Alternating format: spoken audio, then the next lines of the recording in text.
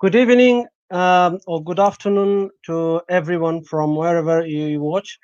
Thanks for your time to join with me in my show. Let's talk to make a change. Hope you have a wonderful week and you're really good with your friends and the family wherever you are. My show actually we want to share the new things. We want to hear the person who is really influential to us in our community, in our country, and who can make a big change and the big impact in our society, in the community. So today I'm really excited and I'm really honored to invite a guest. I think might be you can guess or might be you know that he's a amazing guy, and his name is Aasif Karim, the former the Kenyan cricket captain. He's not only a cricket player; he's a tennis player as well, and he represented the Kenyan cricket team three times in ICC Cricket World Cup. Same time, he represented Kenya in the Davis Cup also. He is a sportsman, but same time he is a family man. He is a businessman, and his the family is like as a sporty family. His dad, Yusuf Karim, he was a famous tennis player that time. Asif Karim himself as a cricket player. Mostly we know him as a cricket player, and now his son Irfan Karim, who is the current skipper of the Kenyan national team. So I would like to welcome Asif Karim. Assalamu alaikum. Walaikum salam, Asif Karim bhai. How are you? All right? Alhamdulillah, I'm fine, thank you. How are you? Yes, Alhamdulillah, I'm fine. We are really excited to hear you, and I'm really honored to see you in my program. So thanks for your time and everything. You're most welcome, and I'm also looking forward to this interview. And for the little I know about what you're doing, I think we should have a good chat this evening. Yes, because I want to go back. When I've planned to start a show about things, then I was thinking what kind of show I could do. So I was thinking, why not to um, listen from those people who done lots of things in our country, in our community, and who could influence me and other people. And I have worked with many people, and I know lots of people who is really amazing. So obviously, I love the cricket, and even the cricket player, and it is really the amazing. Once a time, I used to watch your match while you were playing, and today I'm here, so it's really amazing. So how's everything? How's the condition in the Kenya during this tough time? Obviously, the in the England is we really struggle about this COVID and all these things. So how is in the Kenya at this moment? Well, as you said, COVID is not only a problem in England; it's a global problem right now, and Kenya is no exception to it. The government has made a lot of efforts here in Kenya to curb it. There have been curfews over the last few months. Restrictions have been put in place, but then again, it has become a huge challenge financially because when you put a stop to all those things, the economy gets affected, the people are getting affected, and we don't have much support directly from the government as business people or as individuals like you have in the Western world. So the economy has started opening up again because people need to move on. But the worry is still there. The cases are rising, and it's a major concern. And we just hope that not only us, all of us in this world, can come out of this pandemic and survive this very challenging period for most of us. Yeah. Same as might be you've been recently visited in the England, and you know as well.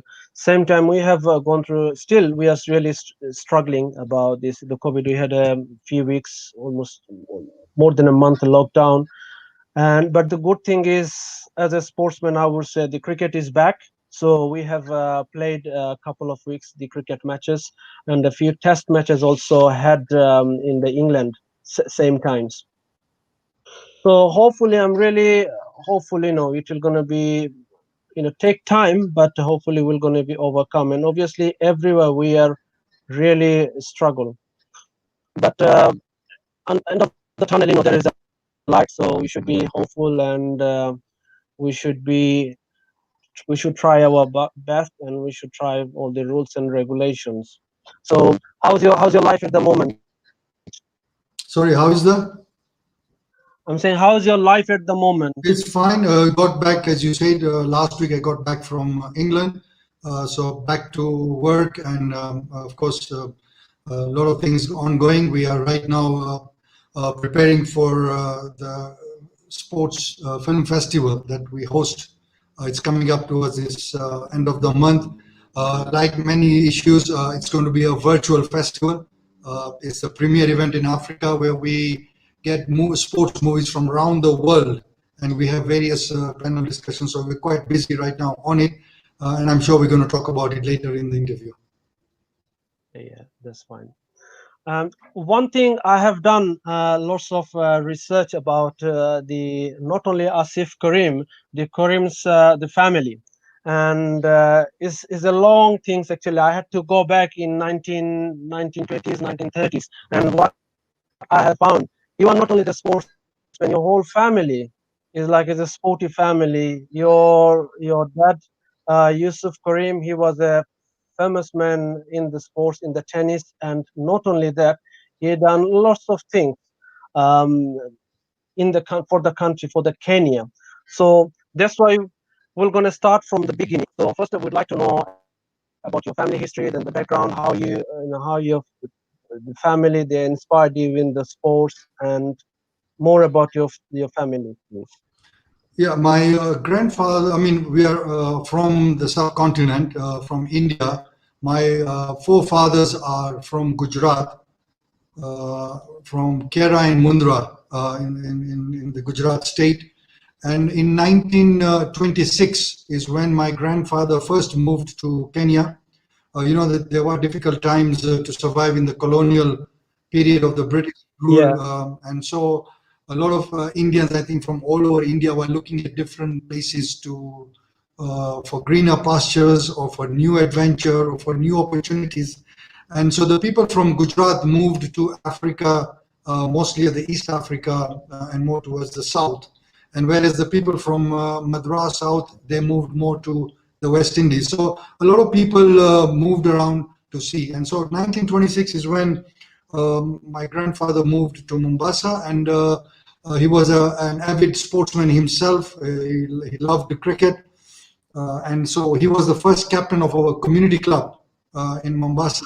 wow. As I said, the club, the initiation I think was 1921. It's almost 100 years of that institution. And so in 1926, they had a formal cricket team, and he was elected, appointed as the captain. And then, of course, all his children were all into sports. He encouraged very much all of them to be sports. And what amazed me was that in those days and age, when people were migrating to another country, you're more like surviving and looking for food on the table, to work, and all that. And here is a man who not only did that but also encouraged his children to be active in sports. And so all of them were playing sports, but my dad took it to a very high level, and he was an institution in Mombasa, where he, in those colonial days, he was a very strong force to reckon with, where the British people also respected him very much. And in those days, it was a huge honor when a British man called you Mr. Karim instead of the language that they used. So with what he did, I mean, he at the age of 16, he won his first tournament in tennis in an open tournament. And he went on for 25 years to win the tournament. And he was equally playing a lot of cricket, where he was a formidable cricketer in Mombasa, and played, of course, the traditional volleyball. So there was sports in his blood on a 24-hour basis. And obviously, later on, after he got married, and with my mom and the children he had, he continued that spirit of supporting his children in sports.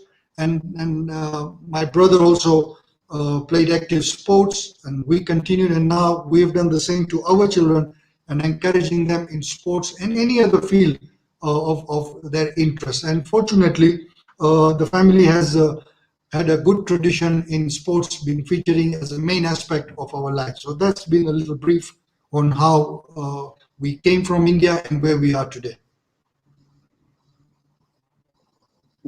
And one thing I had seen your dad, he was a very good cricketer, and at that time they were said like he born in the wrong time in the wrong country. Am I right? Well, there was obviously there were a lot of cricket lovers, and each one has his own opinion or view on how they look at any sportsman, and that happens even now. You've got critics who come up with different aspects of every player, and yes, he had a lot of respect in the cricketing field, and many felt that if he was given the due recognition and an opportunity, he would have done wonders, not only locally but also at international level. But unfortunately, and like it happens many places, petty politics, petty thinking, and so that's something that he was not interested, and so he stepped aside from cricket, and he continued with the love that he had on tennis. That's amazing. And also he was a that time won so many championship in the tennis, and that time. Yes, as I said, he was unbeaten for 25 years, from 1951 at the age of 16 up to the age of 42. To win a tournament for 25 years, I mean, I think it's beyond amazing. I mean, you as every sportsman, you have a bad season or a bad 6 months or a 3 months or a week, but this is a man who did not even have a one bad day, and so to win 25 years in a row, and I think that's not ordinary. I think it's major extraordinary. Yes, of course.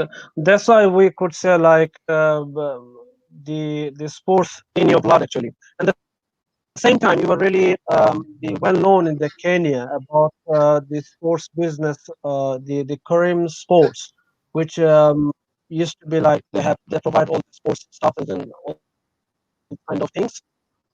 Yeah, that was, in fact, in those days in the 50s. I mean, if you finished high school, you done very well. That was the yardstick in those days. And so people got into work straight away because you needed to uh, put food on the table, and the opportunities were very limited in terms of growing more in education because of funding, opportunities, and many other challenges. So because he was in the sports business, he was very well supported all around, and he continued to excel in the business of sports, which the business ran for almost 60 years until he passed on in 2009, and then we winded up the business in 2011. But I want to say, like in this country, like in the UK and the other Western countries, they have a lots of subsidies and the support from the government to the sports and these kind of things. So I would say for your dad in that time, it was really difficult actually to involve with the sports, to run the sports business and look after the family financially. Indeed, because they came from a very tough economic background, and so to balance your own sports results, because to be a champion it needs a lot of commitment, a lot of sacrifices, and a lot of other things, and then to be working to put food on the table, and then there's so many different challenges that he would tell me about what they went through. And so I've always found it amazing. I found it really extraordinary, with coming from another continent. You are under British rule. Funds are a problem. The politics that you have to deal with, the family politics that is there, the communal politics that is there, and so many other things that we have to go through. And then to come out at the top, I think deserves a lot of respect all around. Yeah, that's good. So, do you remember that time, like how difficult as a young man while you grow up, you had seen your dad is running this business, and same to different countries. So did you find any difficulties that time? Well, Like when you, funny enough, when we were young, we had no idea. Obviously, as most parents would not want their children to know anything tough. They would provide you with whatever you wanted. They would do to the best of their ability. They would stretch themselves. So when we were young, we really did not know all those challenges. But as we grew older and as the interactions became more, as we got to understand more, and you have those discussions, then you realize how much toughness that they went through. And I mean, I can only say is highest respect. yeah, thank you very much. And it's not only that, I have seen the documentary about you, the Karim's.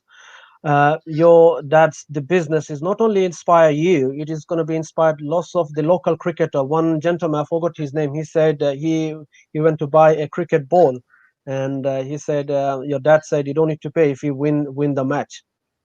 So it has a big impact, I would say, for the Kenya, this sports shop actually.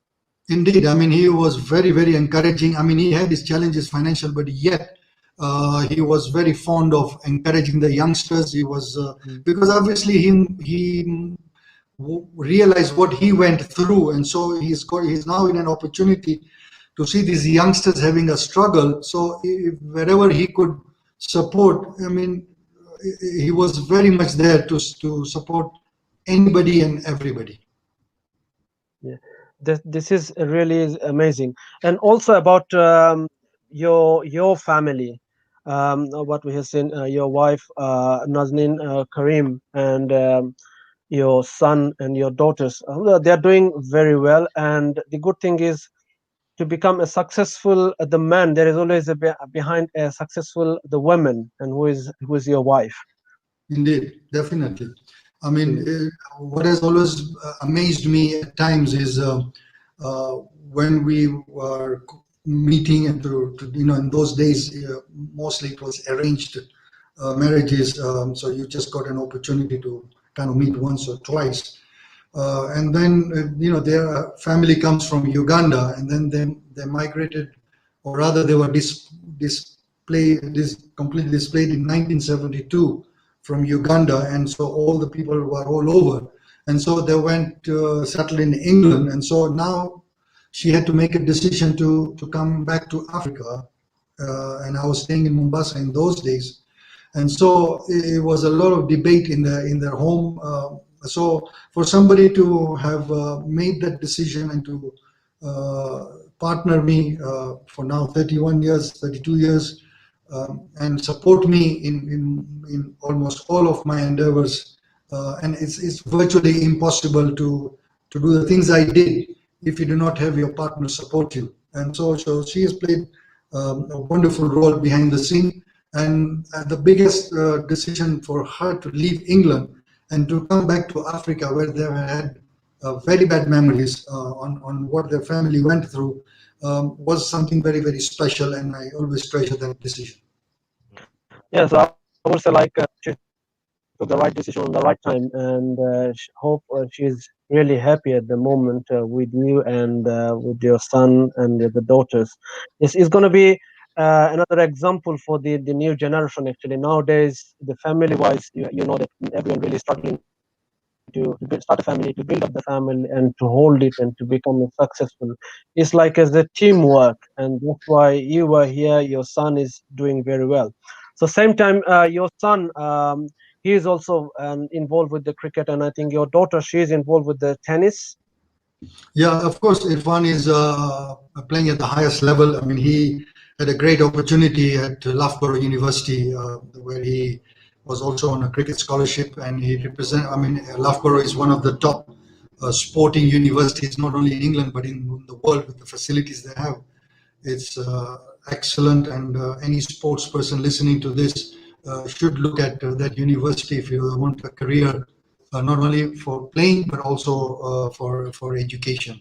And like right now, the England team also has their base there. The England cricket team, many of the teams, in fact, for the Olympics 2012, many of the countries came early or were there much earlier and were training at Loughborough University. So he's played at the highest level in university. He represented England in the University World Cup in 2015, where it was played in Dehradun in India, in a wonderful stadium in Dehradun. And England reached the finals, losing to South Africa in the finals. But Irfan did well. He got the best batsman of the tournament, averaging well over 70 in the 2020 tournament. So, and then he's played professional cricket in England. He's had opportunities to play for the second counties, for a few counties. Played the Premier League at in the Leicestershire League. And unfortunately, this year the cricket is almost almost nil due to the pandemic. He's represented the Kenya team regularly.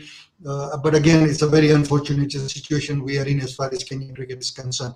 But he's hungry to do well. He's focused on his mission. He's eating, sleeping, and drinking cricket. He is very, very keen to get opportunities, and I'm hoping that he does get opportunities to play at the highest level at whatever possible, because now cricket has become a global sport. People are playing in different tournaments around the world, and so I'm hoping that somewhere along the line he will get that opportunity. Yeah. Thank you very much. So I'm really happy, and not only me actually, we are really happy to see a sporting family, and hopefully, and congratulations to you. You recently you became a granddad, so hopefully you're gonna follow the legacy actually. Yes, and thank you very much for that. I mean, it's my first grandson. It's a very special feeling. And very exciting, to be now in the next category of life, where you're now being called a nana. Yeah. So it's a good. And also your mom, she is maybe really excited about this Indeed, news. indeed. In fact, everybody is beyond exciting, and to also say that my son-in-law is also a sportsman. It's a sports family, also very keen in various sports, but he's a first-class badminton player in England. He's played at a good level, and so the sports in his blood also. So we hope that the legacy and the next generation will carry on. Absolutely, indeed, and we will. I'm sure as a family from both sides, we're going to encourage sports because that's something inculcated in the families. Yeah, that's good. So now we are going to move the another subject. Most people we know you as a cricketer. Most of even I didn't know that before you told me, but you started your career as a tennis player, and you had an education on the tennis. You got the scholarship in the US. So it came from your dad when you were involved with the tennis. Well, indeed, in the young days, we lived in a society where sports was everything. So when you go to your club, every day after school was basically you'll either play cricket, you play tennis, you play football, and or volleyball. So obviously, because my father was playing tennis, so that was an automatic thing for us to play. And cricket was a community sport, and so you are by default you would be playing that. So in school we were playing that, at the club level we were playing that, and then so from then on I simultaneously played both the sports, and of course each sport played a fantastic and a very important role in my life. Tennis took me to Europe to play the junior tournaments in Europe, including playing the French Open in 1981. It was a very tough tour. I lost all my matches in the first round, and to realize that I needed to step up if I had to be competitive at good level. And then fortunately I managed to get a 4-year scholarship to the USA, a tennis scholarship, and that scholarship entailed me to study, and I graduated from Howard University in 1985, and played the highest level of tennis in those days. And so tennis played a very important role, and when I came back, tennis continued. I managed to play the President's Cup in Nigeria and also the Davis Cup against Egypt. And so tennis did a great job, but at the same time I was already playing cricket, and funny enough, I played for Kenya cricket at the age of 17 before I even left for the USA. But Kenya was not known at international level, so there was nobody who would understand we came from. But the turning point came in '94 when we qualified for the World Cup of the '96 in the Associate Trophy tournament that we played in Kenya. And that's where the Kenyan cricket started to rise at international level. And then we went on to play the World Cup. I think Kenya has played 5 World Cups since '96. I played 3 of them in '96, '99, and the 2003 World Cup. So that has been kind of the background as far as my sports is concerned. So how you got this scholarship in the US? Because it's very rare actually for the our Asian or the African people to get the scholarship in the US, and I think you were really excited that time when you got it. Indeed, indeed. In fact, that's a very good question because, in those days, or people didn't realize that there were through sports you could get your studies. And my dad had a very good friend from Uganda who moved on to America in the early '70s, who was also a tennis player. And I think in the late '70s he visited Kenya. And on our discussions, as my elder brother was now finishing his high school, so they were discussing on what is the way forward. And Uncle Hamid, that's his name, Hamid Fakwar, he's the one who really opened the doors for us to USA, and he facilitated after getting the results, academic results of my brother, and saw him play the tennis. But funny enough, or rather, to get a scholarship is one thing, you can get it on paper, but when you go to the university, there are two fundamental issues that must be in place if you are to retain that scholarship. First one is that you must have enough academic results in your college. If you do not meet the minimum standards, you are out. And the second criteria was that you must be good enough to be in the team. Because remember, like you, there are many others who are also vying for the same thing. So it is very important that those two are in place, that you have your grades in place and that you're good enough to be in the team. And fortunately, my brother did justice to the scholarship. He was there for 2 years. And then when he graduated, I was ready for my high school and I also got the same opportunities. And that's how the scholarship came about. Oh, Nowadays, the sports scholarships are available in abundance. Most countries are offering, whether you go to Far East, you go to Europe, you go to America. And I think it's time that the youths who hopefully are listening to this interview and who are passionate about sports and are good enough in sports must look at opportunities and how they can get a sports scholarship that would not only make it easier for them to study, but it would also put a lot of less pressure on the finances required from their parents or for themselves to raise the money. so actually it it was not only this scholarship for you. You have to maintain all these things like the education and the performance in the team as well. Indeed, otherwise, if that had not been maintained, you would be out of not only the team, you would also be out of college because where is the funding going to come from? So, for people who came from Africa, they knew the limitations, they knew what needs to be done. We were quite focused, disciplined, and we knew what our objectives were when we traveled. And I think that the foundation set by my parents for the 17, 18 years that we were at home, I think played a very critical role in because that's where you learn discipline. My dad was a very disciplinarian and wanted things to be done in a very organized manner, being very fair, but very firm on the way he handled things. And I think those background with my mom, I think that played a very instrumental role on how we succeeded to where we went all the way. Yeah, that's why the Alexander said, "Give me a good mom, I'll give you a good nation." Indeed. In fact, the women, I think, they do play a very important role. I mean, they are a force to reckon with, and you can see now the women power around the world is getting stronger, and I think they can influence a society very, very easily and in a much productive and a positive way.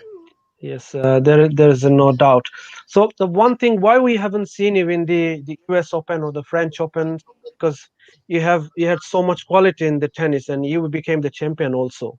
Because I think in 16 or 17 you became champion in the school level. Or Yeah, in fact, as I said, when in the under 18, I was number one in the country, and that's where I got the opportunity to play in Europe in the junior tournaments. But that experience gave me a lot of eye opener in terms of the standard of tennis in the world. Because remember, until then I was purely in Kenya, and when you're number one in your own town or in your own country, at that very age you would think that you're with it. But when you go out there, you realize that the world is much bigger than where you are. I was only 17 years old, and so I realized the demands on the tennis, and it was not an easy thing to do. And I also had my studies to finish, and when I came back, simultaneously I was playing cricket and tennis. And as much as I would have liked to play professional tennis, the situation at that time was not possible. Okay, and also I think nowadays they have lots of the sponsorship and the support from the local government. That time I think it was not that much available. Well, unfortunately, even now, we have no support from the government, or almost limited support. And I'm very much advocating for the government to change their position, because sports now is not only a sport to play, but in my view, it's a multi-billion-dollar industry where sports can not only generate income, it can generate jobs. It can generate a lot of opportunities for, right now, jobs is a big problem, not only in Kenya, but it's a global problem.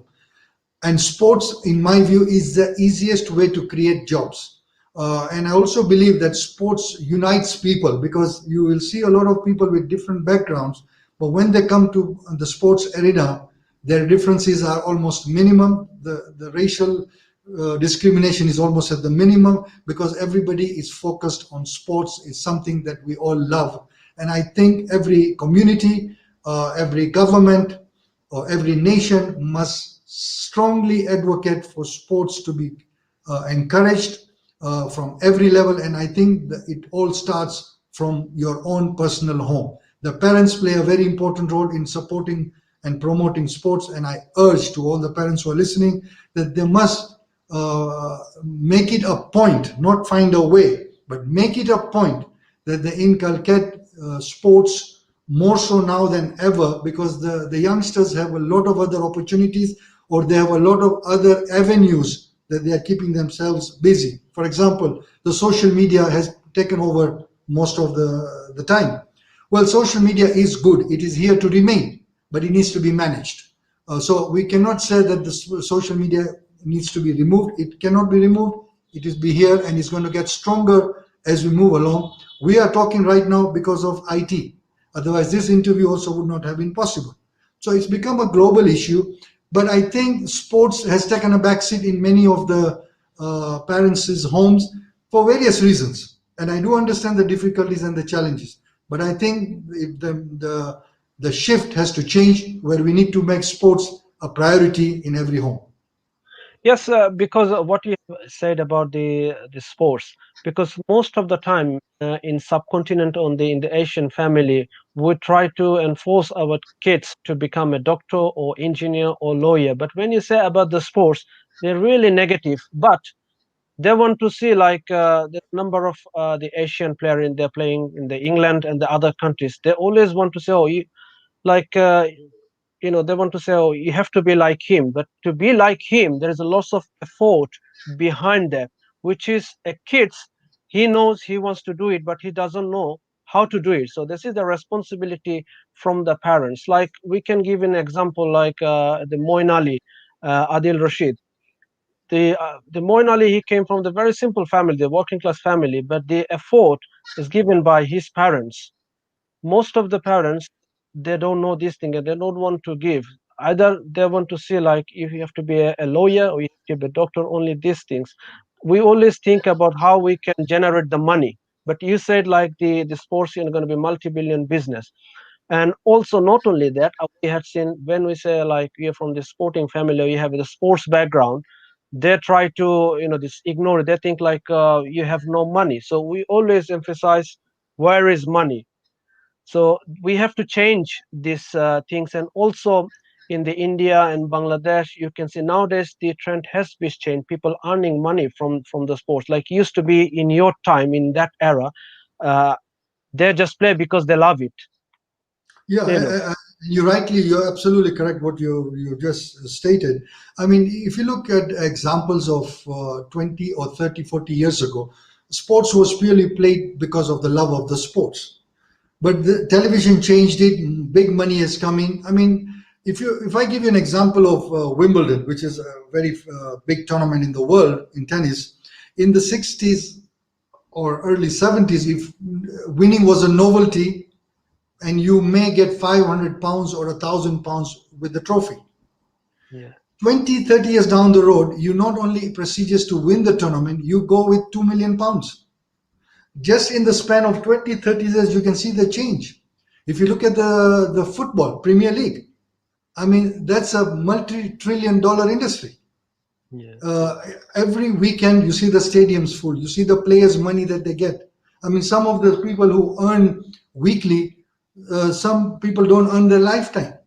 So this is all because of sports, the love that we have on cricket. Look at what has happened in with IPL. The Yeah. money that the players make over 6 weeks of the tournament is beyond comprehension. The Bangladesh Premier League, how many cricketers have empowered themselves economically? And when you empower yourself economically, it filters down to your family and to the society around. So I think it's a mind shift that needs to take place. I think it needs one more generation because it's a process. It's not a one day event where things are just going to say, okay, now from tomorrow we're just going to concentrate on sports. It's a process that we have to go through. It's an education to the society that is required. It's awareness need to be increased. Opportunities need to be given. And I think in the next uh, 10, 15 years, I see sports dominating as one of the leading industries in economic around the world. But to come in that position, obviously, we have to give the credit to you and the the those time who played the cricket, because it was a way it gone through it. It took time to come here, and because of your patience and all these things, and that's why they are getting, I would say, the fruits which they're getting because of you, and the other countries players. But same time, we have to concentrate how to perform the better in the sports, and that's why the family is really important. Especially, that's why I want to go about your young life. So when you had a dream to become a sportsman, it doesn't matter what is it. So your family encouraged you, and also not only that, you tried your best to perform.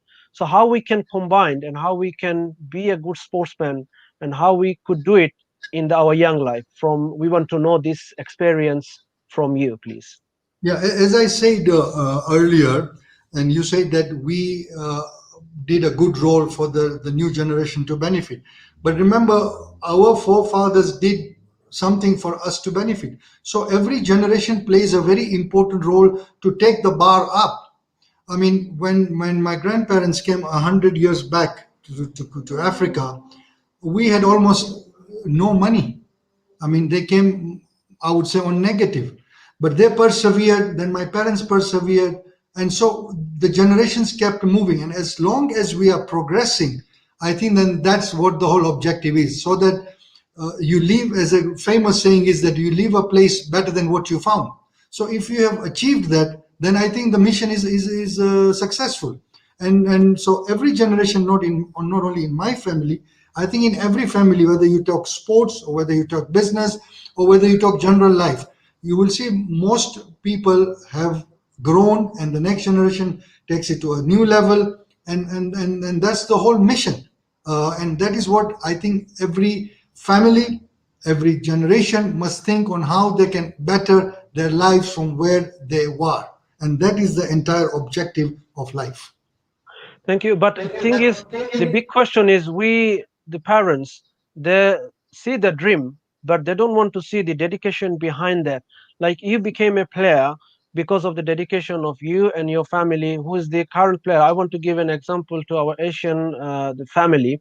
Um, the dedication of the Moin Alis and Adil, which is their parents. We never seen, or we never want to know these things. So I would say there is a big responsibility for those players to come out and encourage and give the idea to our young people how they could go to that level. Correct. I think the key to what you have said is that the parents must first initiate to create that opportunity and environment for their children to be involved in sports. That to me is very fundamental. And then the buck stops with the child himself.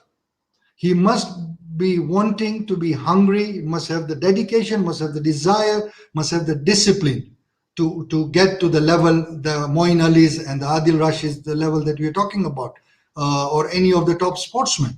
You cannot just be by talking and by giving excuses. It's very easy to say in England, oh, it's very cold out there, or it's very windy. That's a self comfort. But if you see any sports person who has done well, and if you do a homework, you will see that they have really dedicated their lives and commitment to what they wanted to achieve in their dream.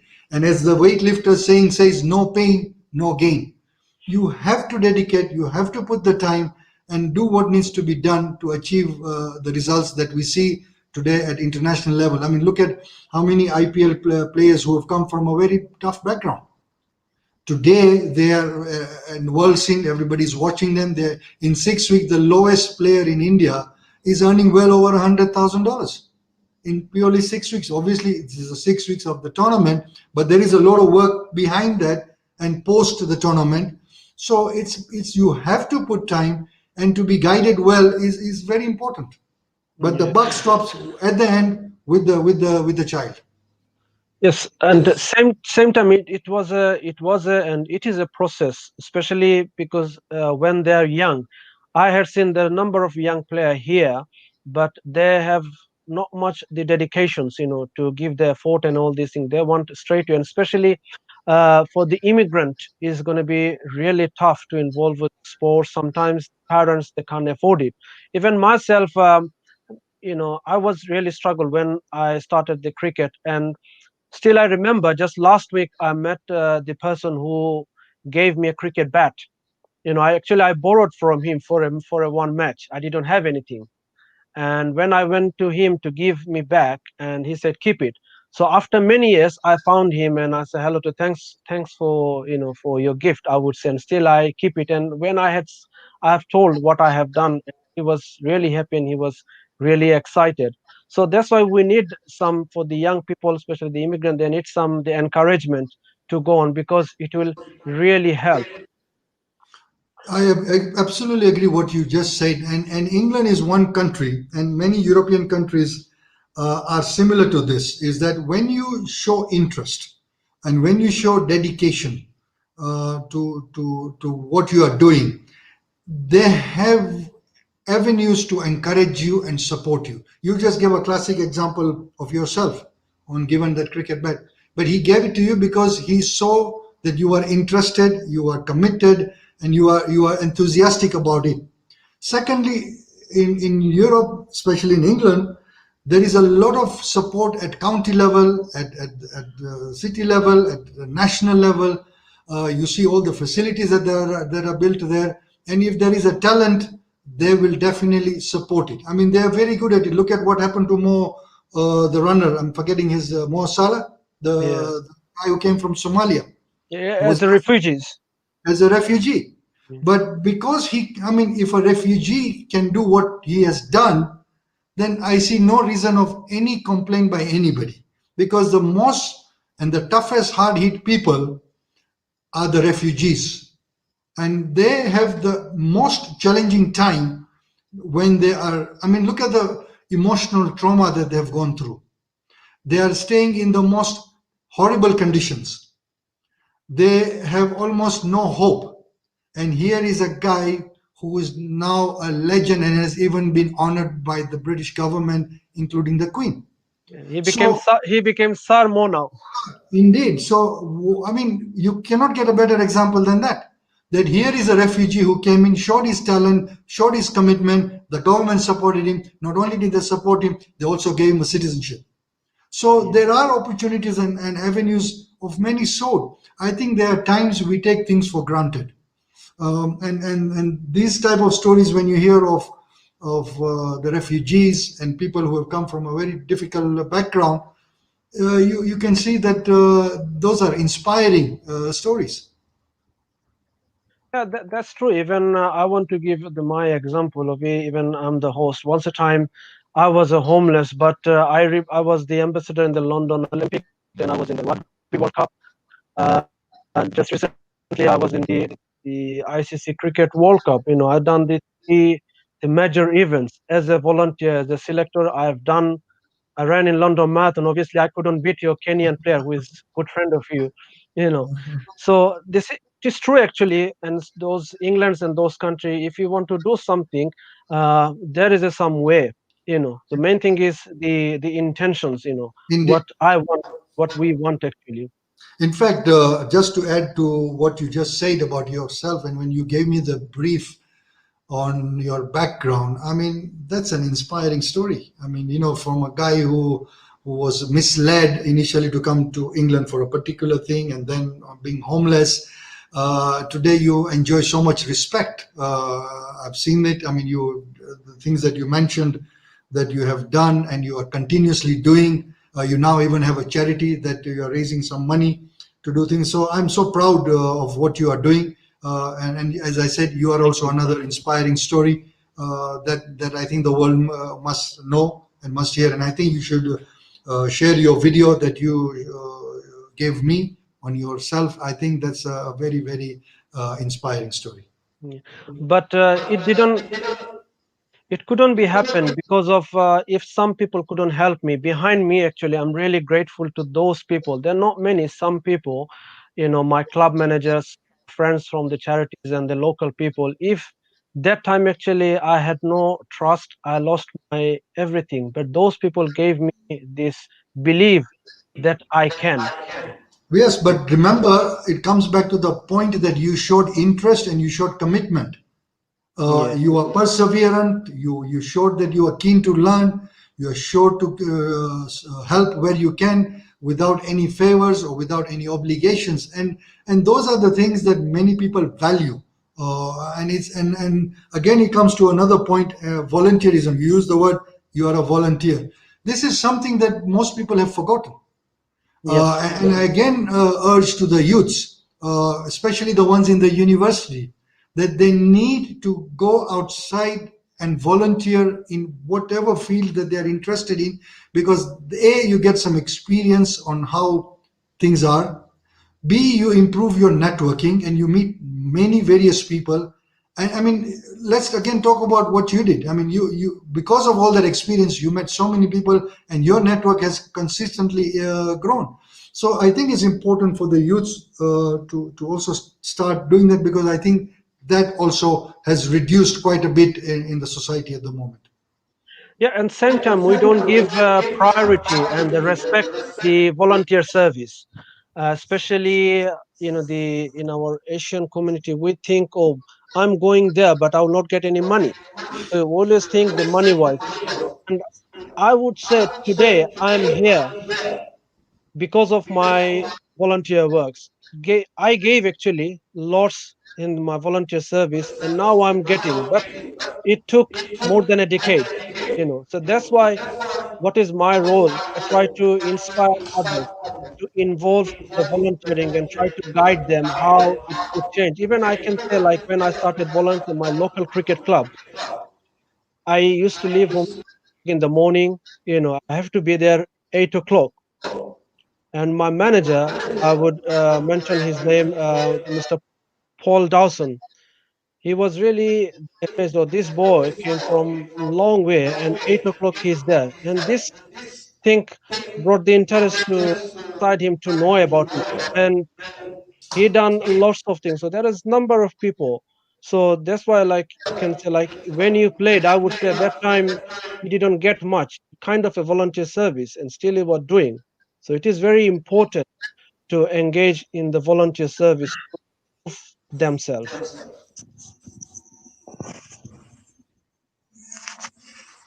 So now going to take a short break, and we'd like to request all our viewers please join with us and please share in the YouTube and the Facebook. And we'll coming back soon. Thank you.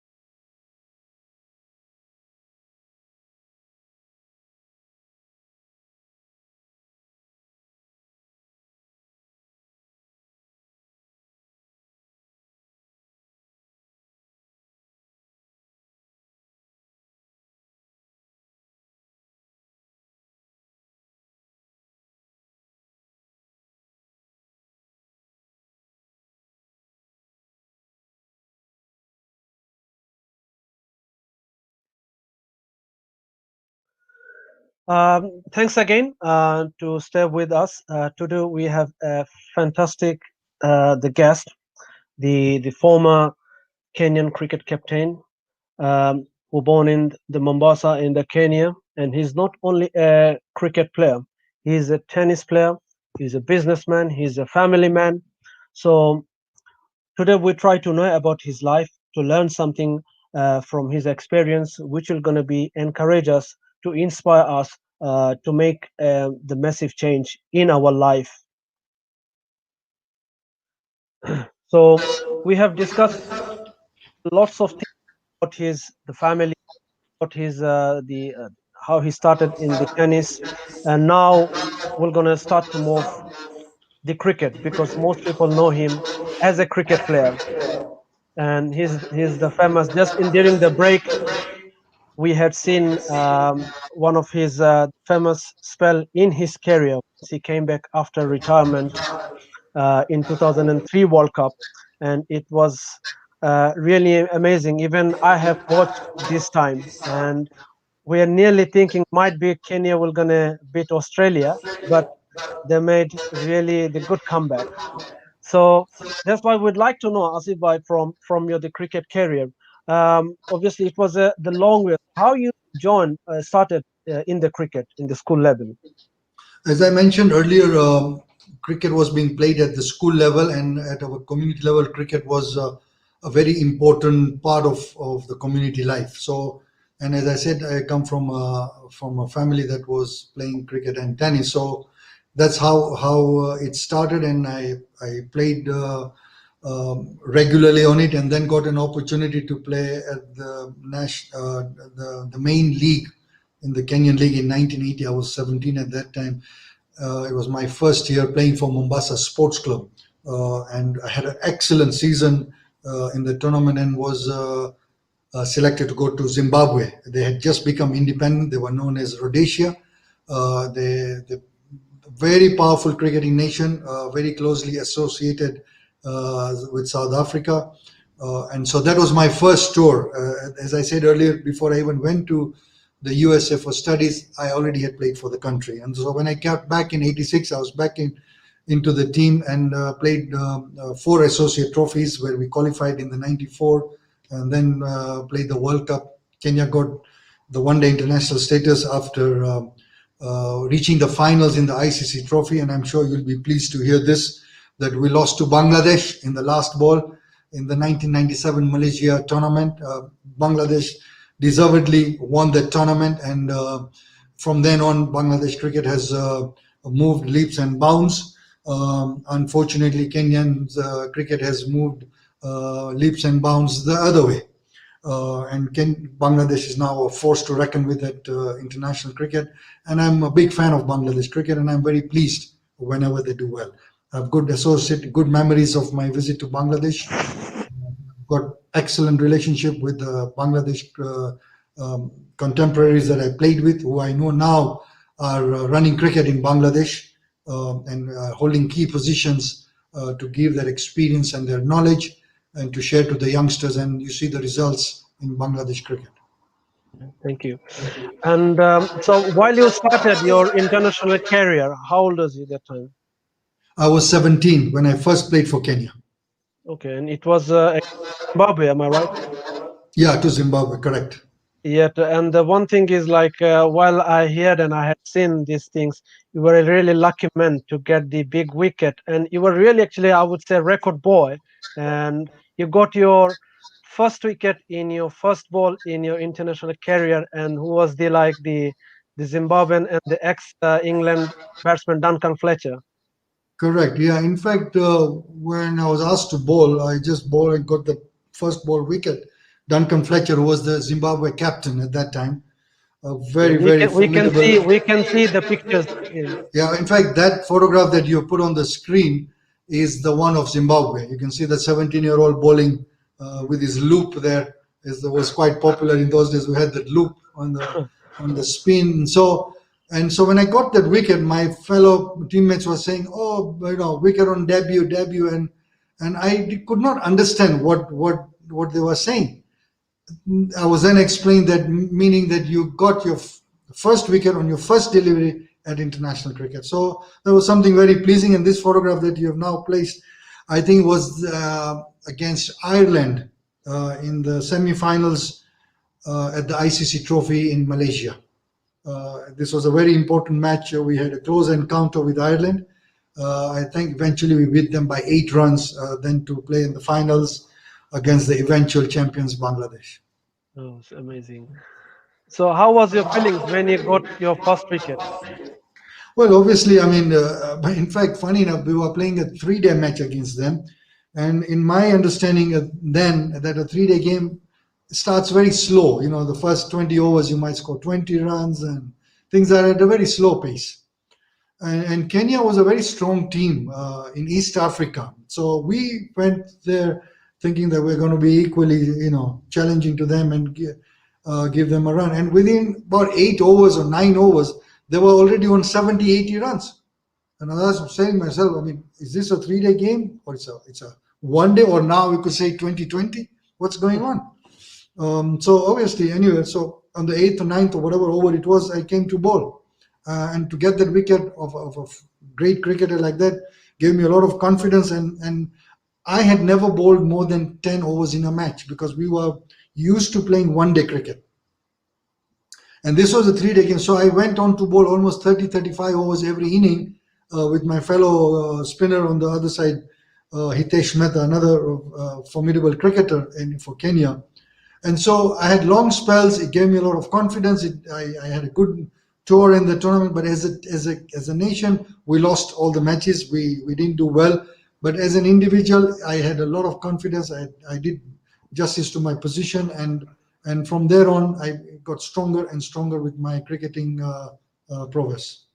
This is again a famous photograph that you placed. If I can talk about it. I think you can see the emotions on the face. This was just after the match against Australia, Yeah. and that last hour of the match, we're still talking about it. 17 years down the road, it still gives fresh memories. And you see the stump and the cricket ball that I'm carrying. I mean, that was given to me by Steve Buckner, a very Yes, famous yeah. umpire. Yeah. I mean, I had no clue. I was just walking after the game, and he called me back to the middle and to say, no, you need to take this stump and this ball because it's a memorable day for you. And to date, I have the same thing, which I treasure it very much, and very, very special for me. Oh, yeah. Thank you very much. But I would say like it was a really crucial for you because that time you were a tennis player and then you were a cricket player. How you have decided to follow on in the cricket? Well, a very interesting episode happened in '92 when I was trying to juggle with both the sports. And I was playing the Kenya Open tennis and I got into the finals. And on that same very day of the final, I had to play the semi-finals and I was captain of the team in a club tournament. So it was a decision like, what do I do now? Do I play cricket? Do I play tennis? So it was a very turmoiling decision to make. And I thought I'm going to be a hero and let me see if I could do everything together.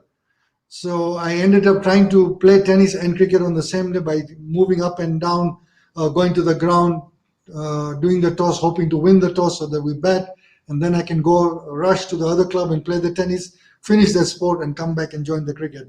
But a long story short, it was a disaster. Nothing went well.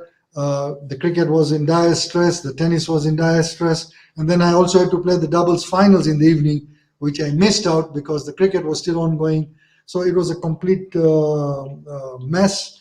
But in hindsight, I should have decided one. But at that very moment, the emotions were running high. I have a team sport to play. I'm leading the team. I have this individual sport where I'm in the final of a very major tournament. What do you do? So it was a very, very disturbing situation.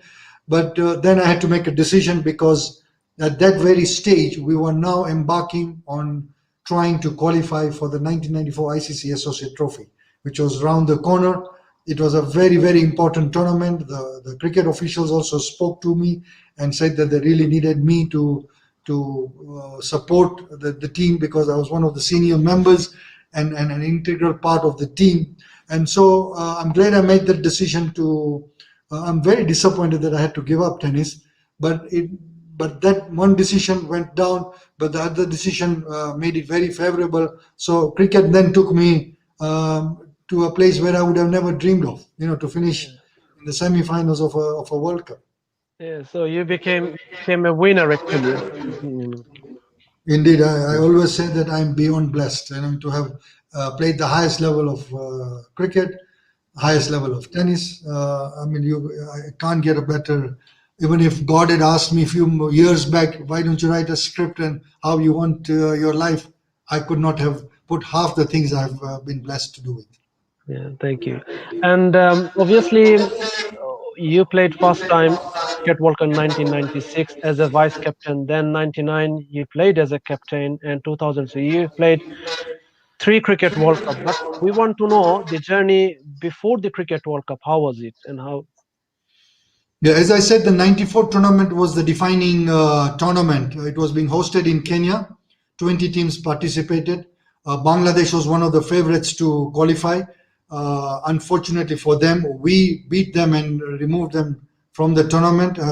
They still are livid about it whenever I talk to my contemporaries from Bangladesh, but that's what it was. And so we qualified for the World Cup along with UAE, who won the tournament. We lost in the finals to them, and Netherlands. And so the next tournament was in India, Pakistan, and Sri Lanka, the '96 World Cup.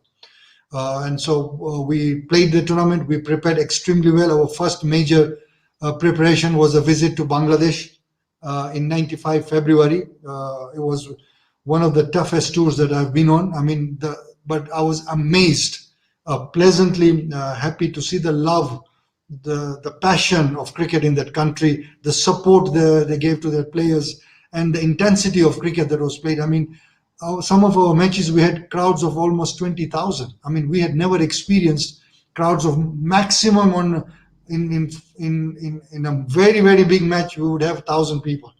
And so now we are playing against 20,000 with firecrackers all over, and the support that was there, the noise that was there, it was a phenomenal experience. I mean, we played in Bangladesh at the famous Bangabandhu Stadium, which is now a football stadium. We went to Sylhet, your hometown. We traveled there. We went to Comilla. So we played in all those difficult, challenging times. Remember, Bangladesh and then also was an associate country. The facilities were very limited. The funding was very limited. So there was just not a five-star treatment.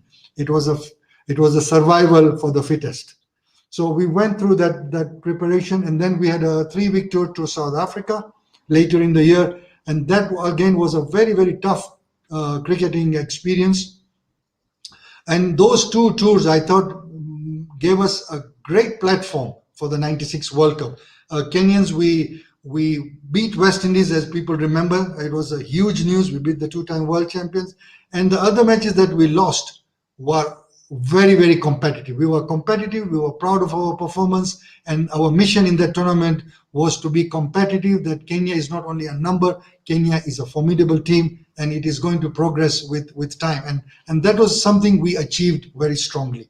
We then went on to '97 Malaysia, which I've already spoken about, and that qualified for this beautiful photograph that you put on the screen. It's famously taken at Lord's, which is the home of cricket, and you see huge names there sitting in those photographs. My good friend Aminul Bulbul is sitting there and next to Azhar.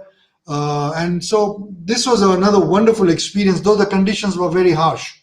We were playing in early summer, in the end of April, May, and I thought that was not fair because the conditions were purely favoring England, because it was very cold and no nation was used to playing such conditions. I felt that the World Cup in England should always be played in July, August, where it's a much warmer, because the harsh English conditions is not easy to play. And for most of us, I think 90% of the players, forget playing in England, had never visited England. So they were even struggling. I mean, you will understand what I'm talking about, living there. I mean, to hold the ball was a challenge. Yes, it is. And our spin attack was very important for our team, because we had 35 overs that we relied on spin attack. So the spin was totally ineffective. But the batting was very strong. Despite we losing all the matches, we still had a very competitive performance. We scored more runs in the '99 World Cup than we did in the '96 World Cup in terms of the aggregate.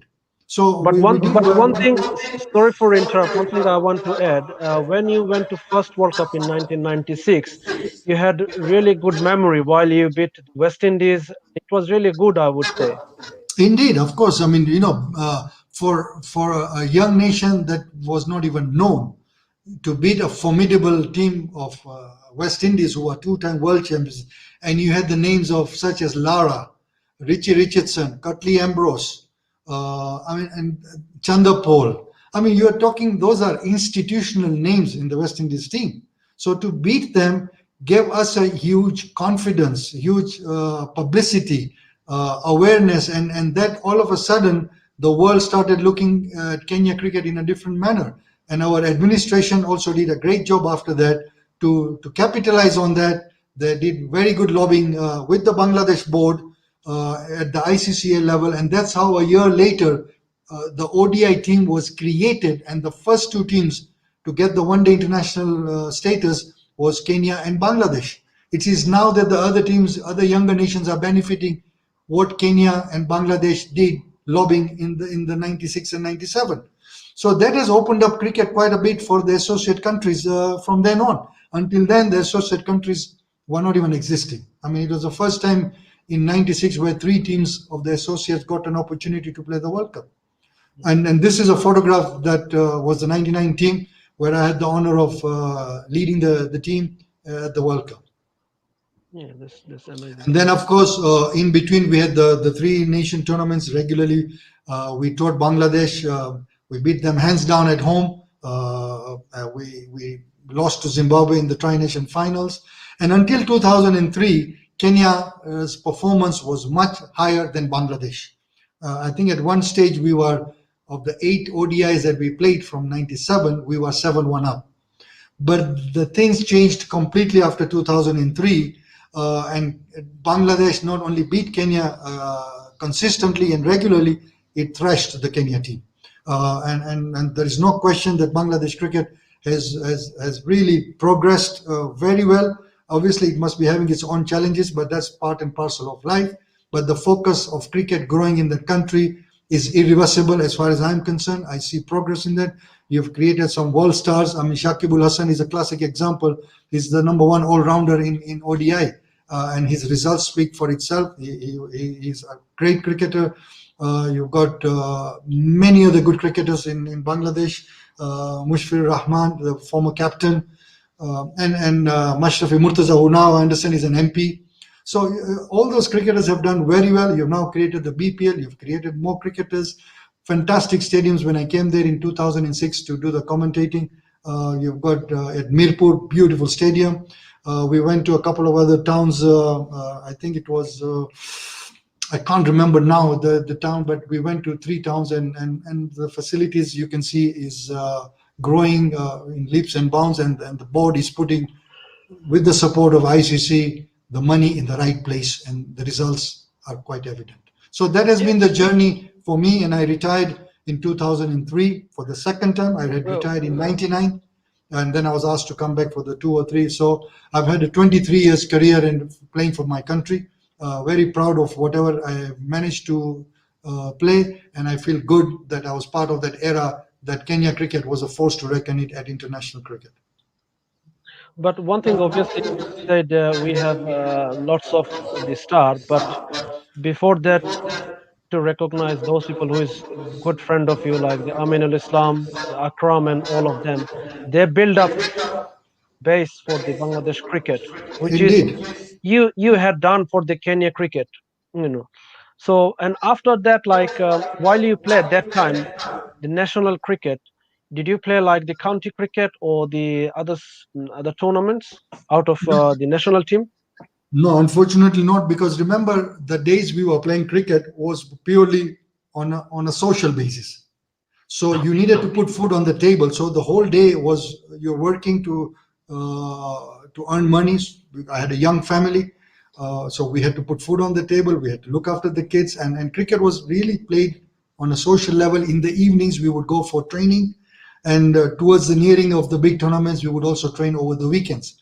But otherwise, it was played for the love of the sport.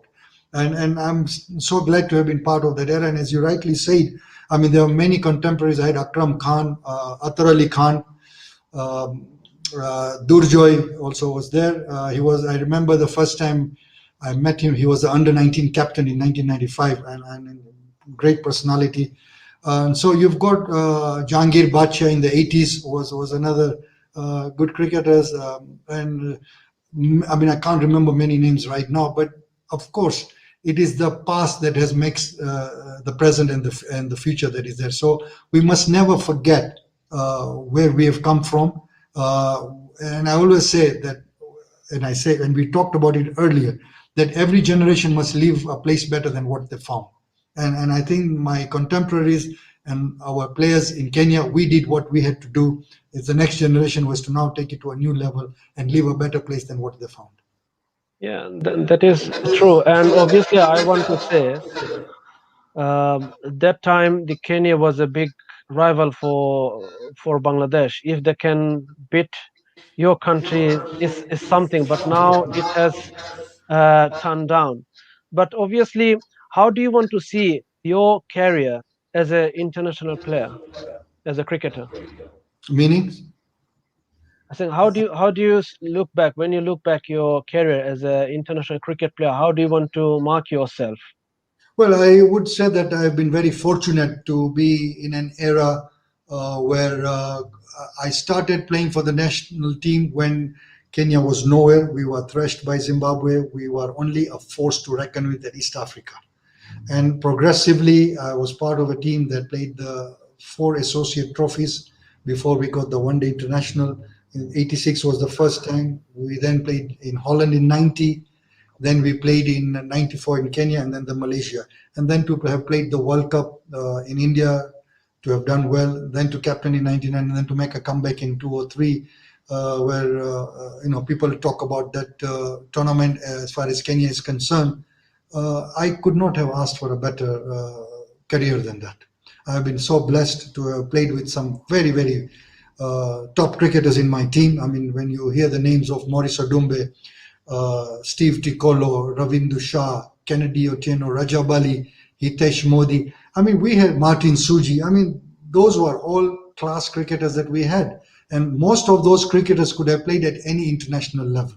And so we were a good group of cricketers at that time who did well for their country. We did well as individuals. And I think all those players, I'm sure they'll echo what I'm saying, that they feel very satisfied as far as what they managed to do on the playing field. But having said that, I'm sure they are equally pained and sad to where we are right now in as far as Kenya cricket is concerned. Thank you. And how was your reaction when you got recall in 2003 World Cup? How are Well, you feeling that time? there was a lot of mixed feelings because in '99 when I retired, the situation compelled me to do that. I strongly felt then that I needed to be in the team much longer because we were just making a mark at international level and they needed some sober leadership at that level. My performance was up to par, so there was no issue on that. But I did not feel the support from the board. And because we did not win any match in England in the '99 World Cup, then it says, oh, the captain was not good. I know when they want to attack you or they want to downplay you, then all those kind of statements came. And so I realized that, okay, it's okay. I've played for 2 decades. That's a long time. I finished on a high. It's better I come out before they try to do anything. So I came out. It was a very tough decision for me. In fact, I got very sick after that because it was a withdrawal symptom. It became something that was with me for 20 years. And the exit was not what it's supposed to be. You must give somebody who's played for your country at the level that you play, you must get an honorable exit. Unfortunately, we don't have those structures here. So anyway, I said it's okay. I'll move on, and I moved on. I moved on with my business. I moved on with the young family that I was growing. I had other interests to go into, but then trouble started immediately after I left, and it was accumulating. And so before the World Cup, the same selectors and the same board that was there in '99, short of begging me to come back. So it was a very difficult decision again because you are asking yourself, you haven't played for 4 years at international level. You have got this board that is shaky. You got like in any team, all players will not like you. It's not humanly possible. I was also a very formidable character, and so my presence would also intimidate some people. And my presence was a very strong presence. So it was a lot of discussion among my family, and after all discussions, and to see that a World Cup was being played, it was important that Kenya not necessarily wins the matches, but does a good performance, because we wanted more support from ICC as well as more support from other cricketing nations so that our cricket grows. And obviously, I would be lying if I said that the World Cup was not a carrot dangling, because the World Cup is the ultimate. So I said, if it's a sacrifice for a couple of months, and if my presence can help, as you put this headline there, if I can give my experience and help the team out, then yes, it's my duty for the country. And so that's how the decision was made on how I made a comeback. Oh, that's amazing. Um, but during this time, you have number of players. Like, did you expect like I would after 2003? Obviously, before 2003, do you had this plan? To, okay, I will carry on my international career another few years. Yeah, no, I said the World Cup would be the last because remember I have a growing business. I needed time. I had a family that was young, which also required time, and the desire was not so much. I mean, I could not have asked for a better. I mean, you have to stop playing at one time. The Yes. question is the timing. So I could not have had a better timing than the 2003 World Cup. I had done my job. I was okay. I was already 39 years old by then. And we were hoping that now, with what we did well, the structures would be put in place, the development structure would be there, our domestic cricket would be in place, and so there would be more cricketers coming in and the cricket will flourish. And that I would come back maybe as an administrator, or as a commentator, or as a coach, or where I could give my experience to maybe the Kenya A team, like what is expected out of the past cricketers. True. Unfortunately, none of that happened because our cricket went to a complete nosedive, and the rest is history. I mean, I don't want to even talk about it because it's very painful. Yes, it's true. But what was the main reason when you have retired in 1999? Because that time I would say it was your peak time for your career, and Indeed. you just came back from the Cricket World Cup. Well, as I said earlier, the thinking was different. Let me put it that way. They said that, well, the World Cup is finished in the 96. We won a match. In 99, we didn't win a match. So who is to be blamed for that? So obviously the fingers came to the captain, or they were looking for how to exit me, because remember, I was in the system long. I was a formidable and very forceful in the team. There were other players who were also looking to come in to take my position, and so I felt a lot of sense of discomfort. And your sometimes your inner instincts tell you that it's better you come out. And it's very good to listen to your inner voice, because that inner voice is not sometimes correct, it's all the time correct. In any decisions that we make, if you listen to your inner voice, it will always tell you what you need to do. But most of us don't listen to it. We ignore it or we brush it aside. And I listened to my inner voice. I felt that this was it. So I just decided to exit. No, this. But how was your situations while you have retired? Well, as I said, initially there was a difficult time. As I mentioned, it was something I was associated with 2 decades. I was enjoying the international cricket. I was enjoying the limelight. Kenya's performance was very good. We were forced to reckon with. So it was something I'm now giving up reluctantly, but I had to do it. So the initial stage was a little difficult. In fact, the most difficult part for me was to go and watch the first match of the Kenya team, the next tournament.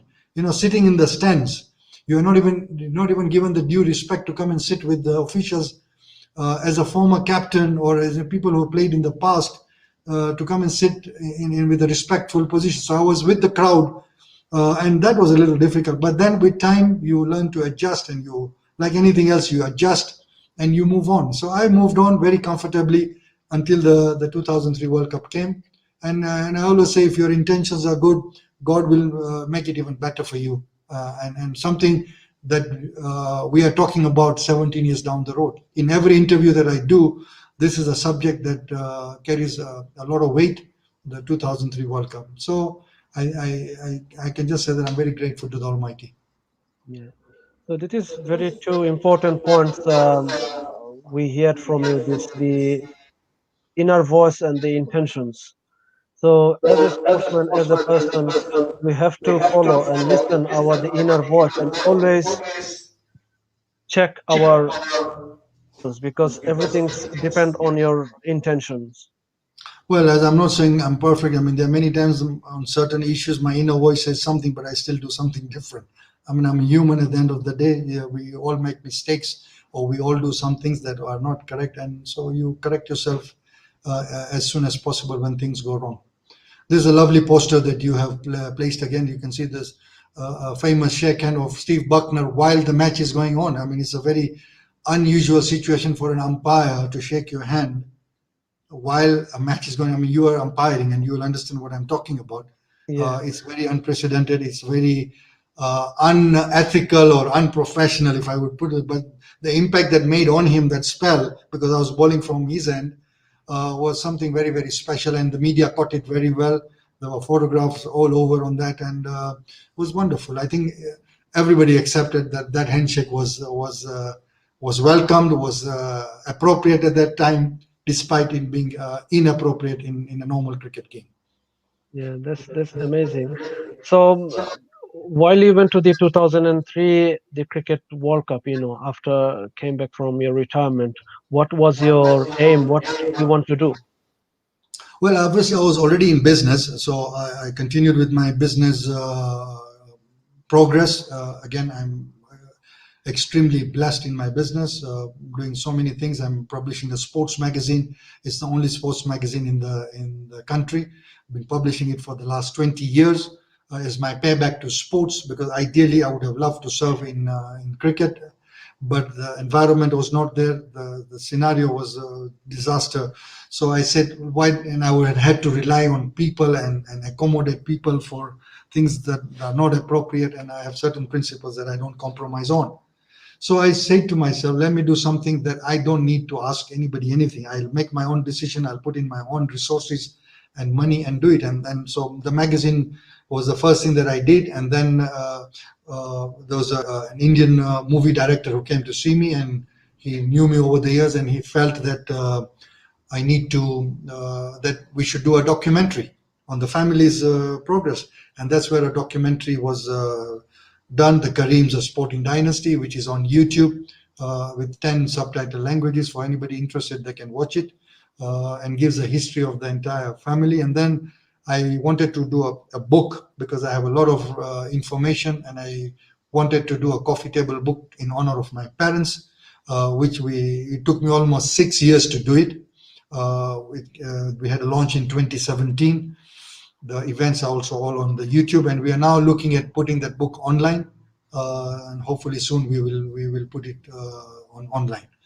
And then this documentary also featured in various film festivals around the world, and I was invited in some of them. And I went to India for that festival, and the documentary premiered there in India. It was in Delhi, and it was a sports film festival. And when I was watching that, it struck to me that these are all very inspiring movies and stories, but Kenyan sportsmen also have inspiring and wonderful stories. How come we don't have anything on that? So I said, as Yeah. soon as I finish my book and documentary launch and everything, my next target would be to do the sports film festival. And so for 2018, the inaugural festival was held, called Kenya International Sports Film Festival, where we had movies from over 100 countries, including Bangladesh. Over 1,000 movies were submitted. The same last year, and this year we were debating whether to have it because of the pandemic, and we were about to postpone it. But then we did in consultations, and I'm glad that we are on. We are going to be having a virtual festival this year from the 29th of October to 1st of November, 4 day, where we will be also screening the movies that the jury have selected. There's an independent jury selecting on the top sports movies, and we will have different panel discussions on sports affecting Kenya, Africa, and the globe. And we've got international panelists who are going to be joining. So for those viewers, I would suggest, who are interested in it, please go to our social media pages of the Kenya International Sports Film Festival.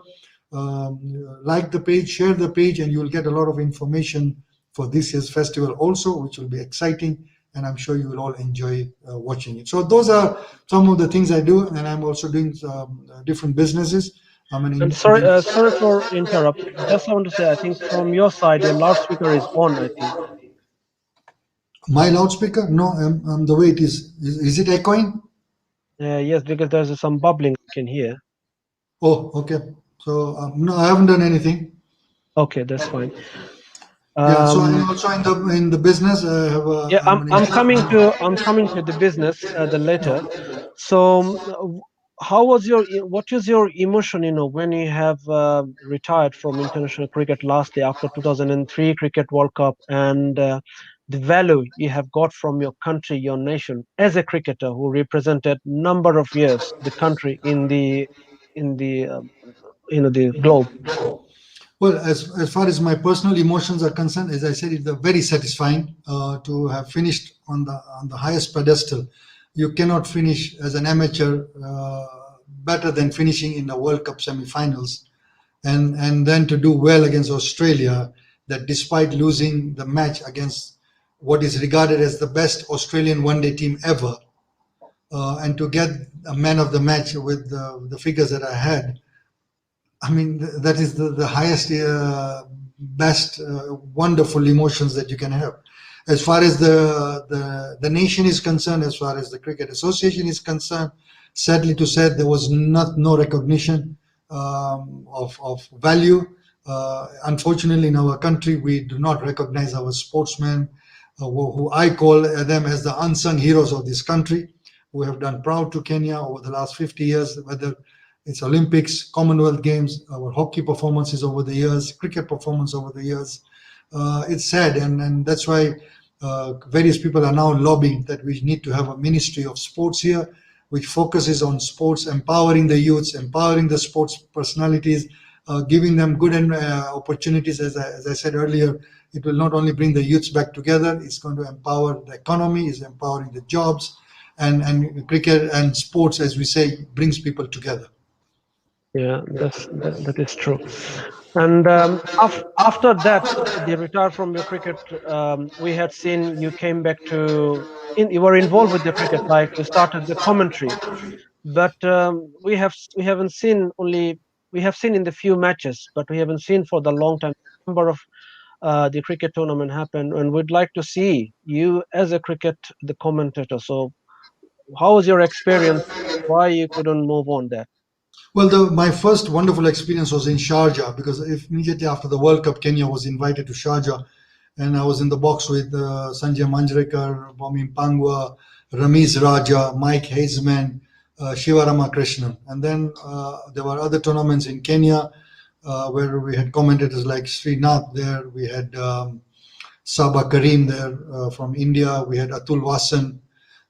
Then, of course, I came to Bangladesh, and I was in the same room with Atar Ali Khan, Shamim Chaudhry, and now your big man Khalid Mahmood was also in the commentary box with me. So we experienced it then, and the key factor was that Kenya was participating in those matches. So obviously, when your own country is playing, you need somebody from that country, because he knows the history of the players, he knows the situation of each player, and so it makes it more valuable to have a fellow from that country to be representing in the commentary box. And as we said earlier, as the Kenyan cricket went down, all other opportunities went down for everybody. And that's what I'm saying, that if the structure was put in place, more jobs would have been created for the coaches. The past players would have played a very important role in the development, in the coaching, in the administration, in the commentating, supporting the A team, and giving valuable advice, because experience is something you cannot buy in a shop. It is earned, and it is earned with time. And it would be a tragedy that if that experience is not shared, or is not being given an opportunity to share, and it's a wonderful and a strong thing that is lost over a period of time. And as far as Kenya cricket is concerned, we have lost a lot of this experience from many people who have contributed to the success of Kenya cricket, from the players to the past administrations, to past volunteers, to the supporters, the sponsors, and many others. And it's, again, as I keep saying, it's a big tragedy for Kenya cricket. Yeah, it is. It is very sad. But one thing we want to know: when you play cricket, that time you were just like you play against each other, and you try to beat each other. But when you sit down in the commentary box, how was your relation that time? My relation with especially the Bangladesh cricketers was excellent even during my playing days. They would always give me very high respect on the field and off the field, and we continue the relationship to date. I mean, I am still in touch with some of the contemporaries that I played with. We still communicate once in a while to know about each other's welfare and all that, and I think that is the purpose of the whole thing, that you improve your relationship with other people, you exchange ideas, you appreciate each other's strengths, you look at how each other's culture is, and that is the whole essence of sports, because we say that sports brings people together where the differences are at the minimum, and that can only happen when you interact with one another, when you create a good rapport from each other. That's how you will grow as human beings, as a society, and as a culture. Yeah, that's amazing. So in that time, so after you, there is any more player who involved in the commentary in the cricket, in the international cricket? No, as I said, because Kenya was not featuring, there was nobody. Okay. There's nobody.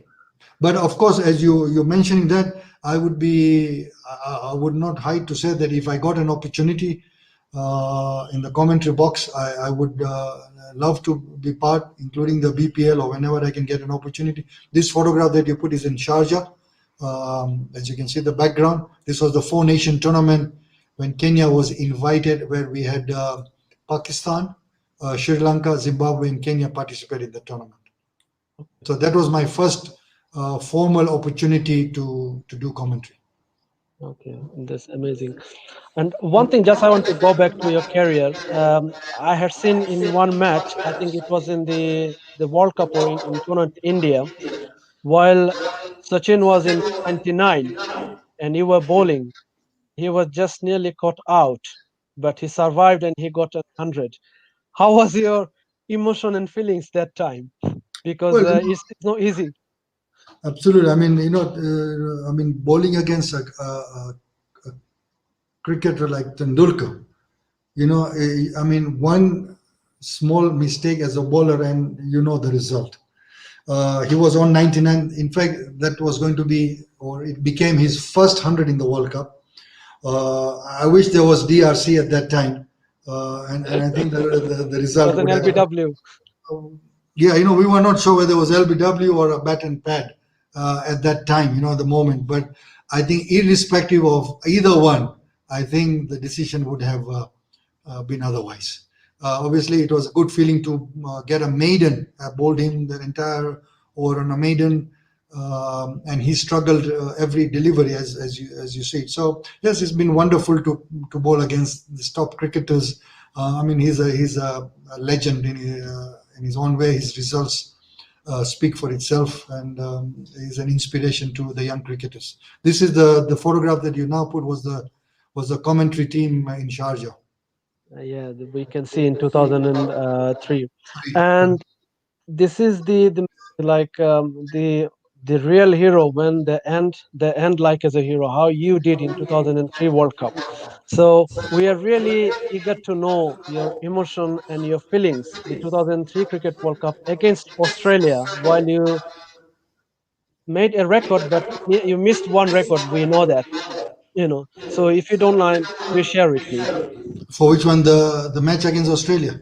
Yes, please. Yeah, as I said, I mean, when I came to bowl, I think Australia were 109 for two, chasing 166 or something. It was 109 at 15 overs, so it was more like a formality. The crowd was all relaxed. It was just merrymaking. So it was another few overs to bowl, and the game is over. So I came on the 16th over. I bowled the first ball. I felt good. Second ball turned so well, and Ponting was dropped in the slips.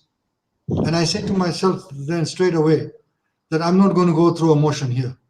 I'm going to bowl to the best of my ability now and let the result take its place. And I will not bother who I am bowling to. I need to worry about my strength and what I can do. I don't need to worry about what's going to happen on the other side. So I kept the pressure on and on and on. And as you said, the rest is history. I mean, these guys, every delivery was a struggle for them. So it's something that has always been wonderful. It's been also posted in the YouTube. The spell is there. So it's something that people talk about it, as I keep on saying in all my interviews. It's something extremely special. And you have bowled against the many famous batsmen during your career. So, who was the most toughest the batsman against you? Well, I mean, at international level, every batsman is a professional batting at their own challenge. But when you're bowling to people like Tendulkar, Dravid, Ganguly, those are formidable cricketers who are tough to bowl to. So you've got to be totally alert. Of course, Australians are also tough to bowl to, but on that day I got the upper hand against them. So that was something special. But there have been some very good cricketers I've had an opportunity to bowl against, and it's something, as I always say, it's been a pleasure to play at the highest level and to play against such quality and excellent cricketers. Yeah, that's amazing. And what is your favorite as a cricket to play the cricket where you feel like outside the Kenya where you feel more comfortable, you like to play the environment and everything? I think the best environment I enjoyed first was in India, because India is uh, I mean it's amazing to experience and play cricket there. And I always say, and I've said it in many times, that if there is any professional cricketer who has not played in India, in my view, he has not completed his career. You have to experience in India. You must play a form of cricket to really enjoy the passion, the love, and the respect they give to good cricket, irrespective of whether you are Indian or non-Indian. They respect the cricket, they respect the cricketers, and if you're a good cricketer, they will give you the due respect. And obviously, Bangladesh was my second country where I also enjoyed very much. I made a lot of good friends there, and as I said, I was very impressed with the passion of cricket in that country also. Yeah, that's amazing. So now we just want to see again your the famous spell in the cricket World Cup to go back to see the read to look the good memory. So I'd like to request to play it, please.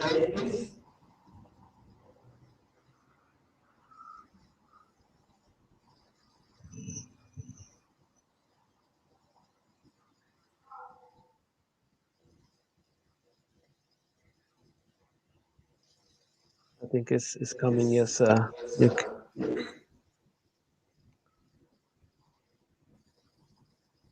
The Ponting, he was really struggle. Like I think in second ball he was missed. I think. Yes, the second delivery is dropped, Yeah. and that's where I decided to myself that I'm not going to just go through emotion here. The wicket was Oh, good; it was helping, and on that ground, it was my third time playing at Kingsmead, and yeah. every time I played on that ground, I had a good performance. So So that so second lucky delivery is ground. a lucky ground, and as I said, from that spot on, I felt no, I'm going to give it my best shot, and see what I can do here. And also there's a learning point because nowadays when the bowler they don't get the wicket, they get frustrated. They don't keep motion you had, lost it very quickly. No, well, it's important. It is, cricket. It needs a lot of patience and perseverance, like any other sport. And you've got to think and you've got to plan it well. On it's a challenge between a batsman and a bowler. Who can outthink the other? That is the whole key, to the matter. Well, and this is the delivery that people have remembered for. I think they'll remember for another I don't know how many years. And also they remember the Steve Buckner because he took time and he raised his hand. Yeah, well, that's his style. He first says out and then he raises his finger. I don't think a DRS would be required here. So how do you see the DRS in these days? Sometimes I would say like the DRS, the made cricket, like not natural. Used to be it was quite enjoying in. Well, the point is that technology has come in, and if There, you can use it, we need to use it because every sport has now gone into technology. So if it can help, obviously there's never a situation. It puts the umpire very much on a defensive mode and worried whether his decision will be reversed or not, and it's a natural reaction. But at the same time, this will also make the umpires be more alert and more receptive to their job because they have a major responsibility at the middle of the wicket because they are the ones who can determine the fate of a cricketer at the end of the day. I mean, a wrong decision can sometimes affect a cricketer in the long way. yeah. So you So, raise actually very important the point for the umpires. Obviously, you played in the international level, and there's number of umpire in the county in the league cricket. So how they could develop themselves after cricket in umpiring and the coaching. well, the whole key is that everybody has different interests. As I keep saying that in cricket, it's what is of interest to you that you can contribute. And I always say that experience is something that you cannot buy. So some people enjoy and would love to share their experience either in administration or in coaching or in umpiring or in development. So it's a matter of what is your personality or your interest that you feel that you can share. But it is paramount that that experience must be used and must be given back, but Yeah, in the correct environment. yeah. So, and same time, sometimes what happened, some countries, they don't look after, their the ex-cricketer, because for many reasons they want to get involved in the cricket. So, what is your solution in that point? How? Because they want to do something, they want to give back for their country, but they don't get this the opportunity. And obviously, after serving number of years, it doesn't look good to go and tell them, I want to do something. They should give the value, the cricketers. Well, I mean that's not a problem only in Kenya. I think there's a problem in many countries, and not only in cricket, in many sports. So And that's also a the, and it's a also the politics is a big issue there as well. and the key to any successful situation is good governance.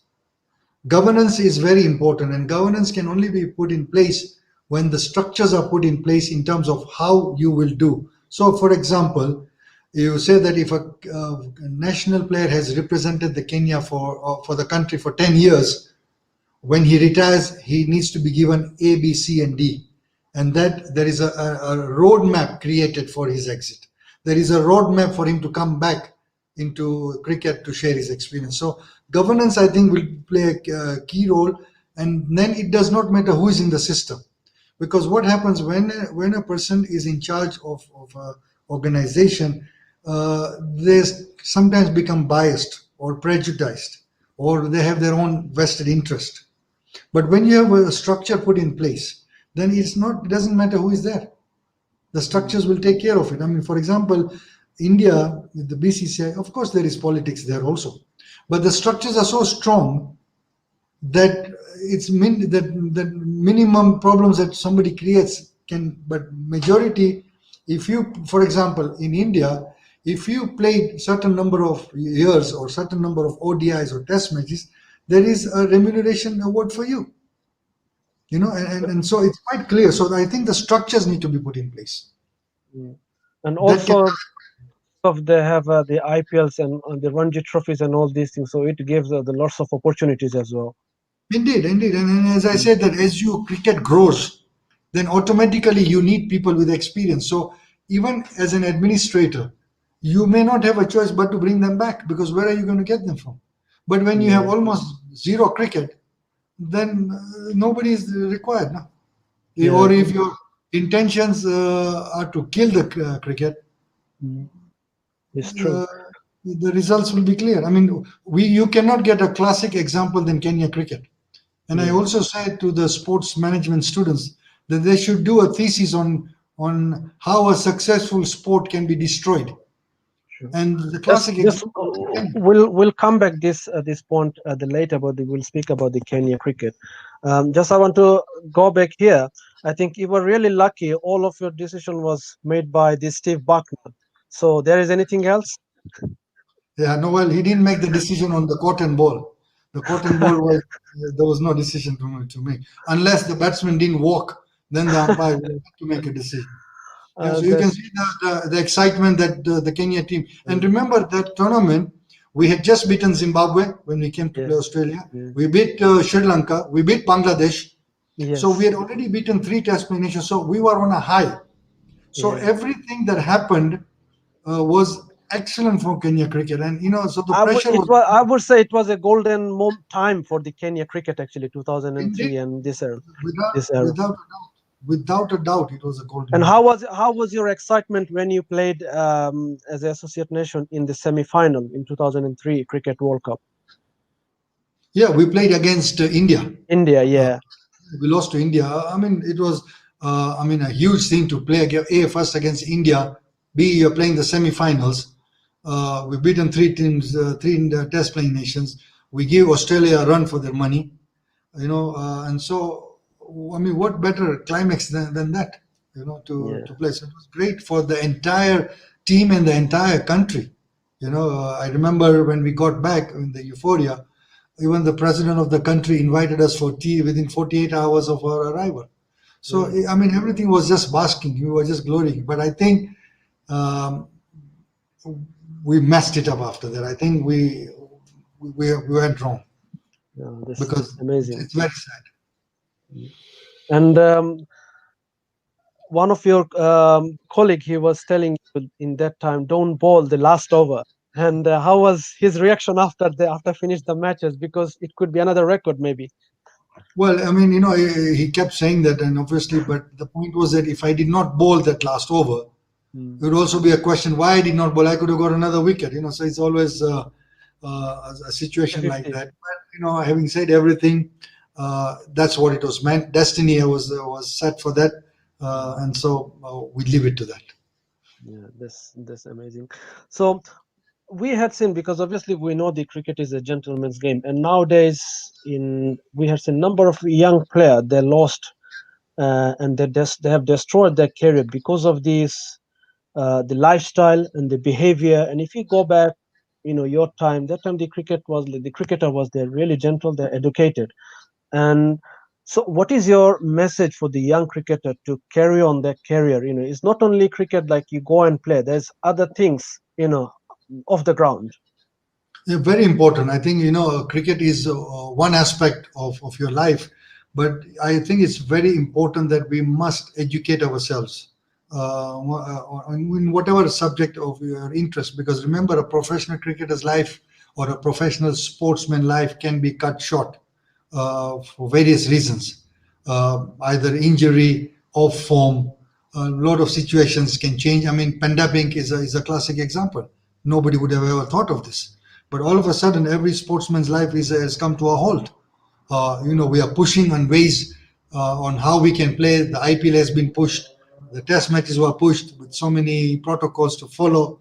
And so a lot of unfortunate things can come up. So it's very important that you must have a backup on your life. And secondly, your life as a sportsman, as a professional sportsman, is limited years, maybe 10 years, 15 years. What happens after that?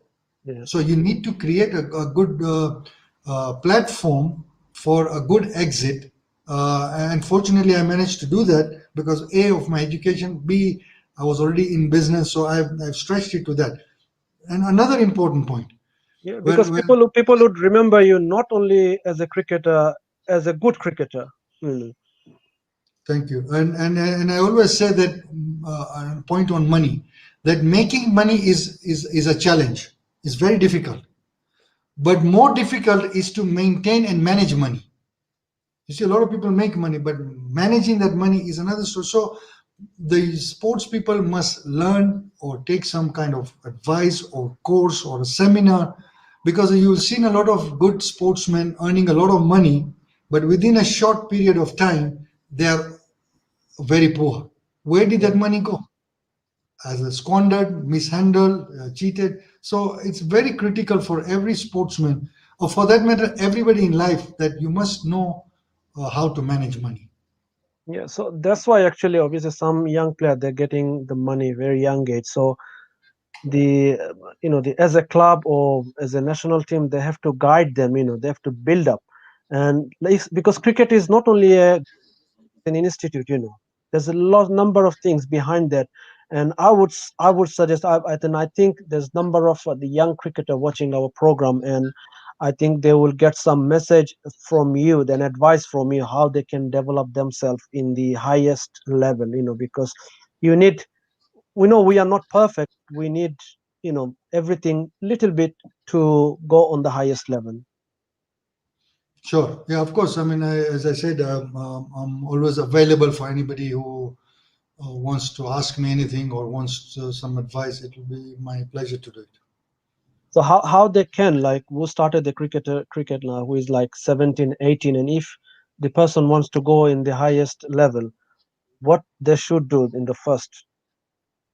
Well, as I said, there must be a commitment to the sport that you are playing. You must be in an environment where you can progress in your sport that you are choosing, not necessarily cricket, any sport. and work towards it with a very clear mission. Get a good mentor or a good guide who can guide you on, because the experience will help you that the person has, so that you don't do the mistakes that others have done. So you save a lot of all those things, and so I think, and then a good avenue is created for you to grow in your sport that you love. And the same time, we have a number of the males cricket. How we develop our the female cricket, in the subcontinent or in the England or in your country, Bangladesh. Well, the female cricket is also pleasantly growing now. I mean, they have their own World Cups. They're trying to create their own leagues now. The cricketer is growing. It's again a process. Yeah, I think they need another few years. I mean, some of the cricketing nations are very strong in the ladies' cricket. So it's a growing sport. It's more opportunities need to be created. I'm told even Bangladesh women cricket is progressing, though not very fast, but they're also on course. The subcontinent cricket, India is doing extremely well in the ladies cricket, and so it's a work in progress. It's, remember, they've just come in recently in cricketing terms, but I'm sure with time they will also have a very formidable cricketing circuit like the men's. Yeah. And how, because we have seen number of the associate country with the ICC, but we found like there is a gap between the associate team and all this the mainstream team. How they could create, how they could remove this gap, because it will help them to learn more cricket, better cricket, I would say. Well, the only way is that they need to get more opportunities to play the stronger nation. You can only improve when you play somebody better than you. But the calendar is so tight right now with all the test playing commitments and the one day commitments. So I strongly feel that the A teams of those test playing nations must play regularly with the associates because they will be still very competitive. That would be one area. Second area is the neighboring countries of the test playing nations should invite them to play in the domestic cricket. So that can also help. And whenever possible, the national teams also to play against the other national teams. So still, But it's what is your plan? Still, you want to go back to the cricket, like, because you have massive experience in the coaching. Obviously, you like the commentary, because now there is a number of the tournament going on different countries like IPL, BPL, CPL. So they need a experience like you, and especially they have a like spinning coach, and all these things. Yeah, of course, if I got an opportunity and the environment was right, then yes, I would come back. But again, it all depends on what are they expecting from me and whether I can deliver. Because if I take up an assignment, I would like to make sure that I deliver and I make a value to that system that I belong to. But obviously, it cannot be a long-term thing because I have my own things that I'm running. But yes, on commentating, I would love to do it. Short-term assignments with any of the teams that would want my experience, I would love to do it. And how, as a player, how you'd like to see, as a bowler or as a batsman? How do you want to see yourself? What do you mean? Like Oh, as a as an all-rounder. as an all-rounder. That's amazing. But most people they know you for your famous the bowling spells. Of course, yeah, Yeah. yeah, yeah. I mean, at international level, that's what I am known for, and I'm extremely happy and proud about it. Yeah. But now we'd like to move it a bit different, because people know you as a tennis player, as a cricketer, and as a commentator. But might be not many people they don't know you were a successful businessman. You know. So even you are playing, you are involved with the sports. So how you, and you have a family, how you made a time in the business after that, and you had concentrated, and you were very successful. Well, it all boils down to management. It's managing your time well. That is the key to anything that you do. You're managing your time well. Your commitment to whatever you are doing, and having management skills, and having graduated as a management student also. I mean, all those factors and experience and all that help. And of course, it's very critical that you get support from your staff in your office who are on the same page and the same vision that you are on, and that is what would be the key thing. And obviously, as I said, there was no income in sports, so I had to look for income and the only income was coming through sports, through my business. So, do you have any message for the those cricketers? Because sometimes we had read in the news like the some ex-cricketer they are really struggling financially, after retirement from the cricket, because obviously they invest their time, everything in the cricket for a number of years. When they have retired, they couldn't do anything. Sometimes most countries they don't have enough money, so they really struggle. Even during this pandemic time, I had seen one the news, some cricketer, because there is no cricket, all kind of cricket has stopped, so they're doing the delivery jobs and other things. So what is your advice and your suggestion for them? Well, I mentioned this earlier to you that making money is one thing and managing money is another thing.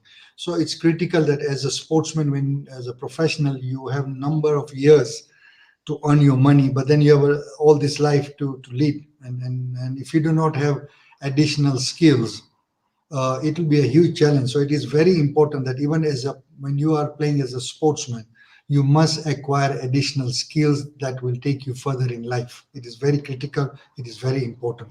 Secondly, with the money that somebody earns, it is also very important that you invest it well, so that you get good returns out of it. That you need to find out from your own environment and what is good in your new system for business.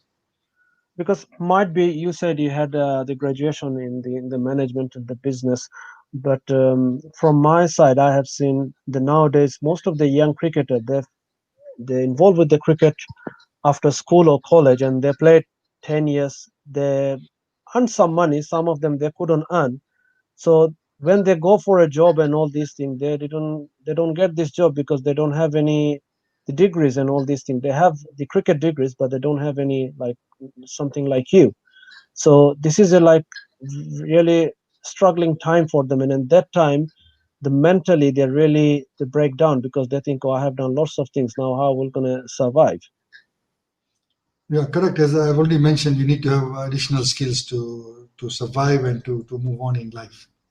But some countries might be in the Englands and those countries it's quite available, it's possible. And for you might be you have a good sporting family who supported you, but most of the subcontinent it is quite impossible, and it is because the cricket is their bread and butter.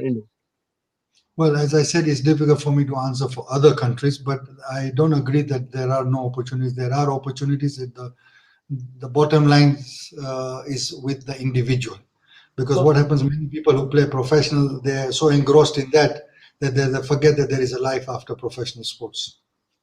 that's why actually the cricket board they should take this responsibility. They should make a plan how they can involve their ex-cricketer, because we know the cricket is a multi-billion the business, so they can involve their ex-cricketer with coachings in the umpirings and lots of things.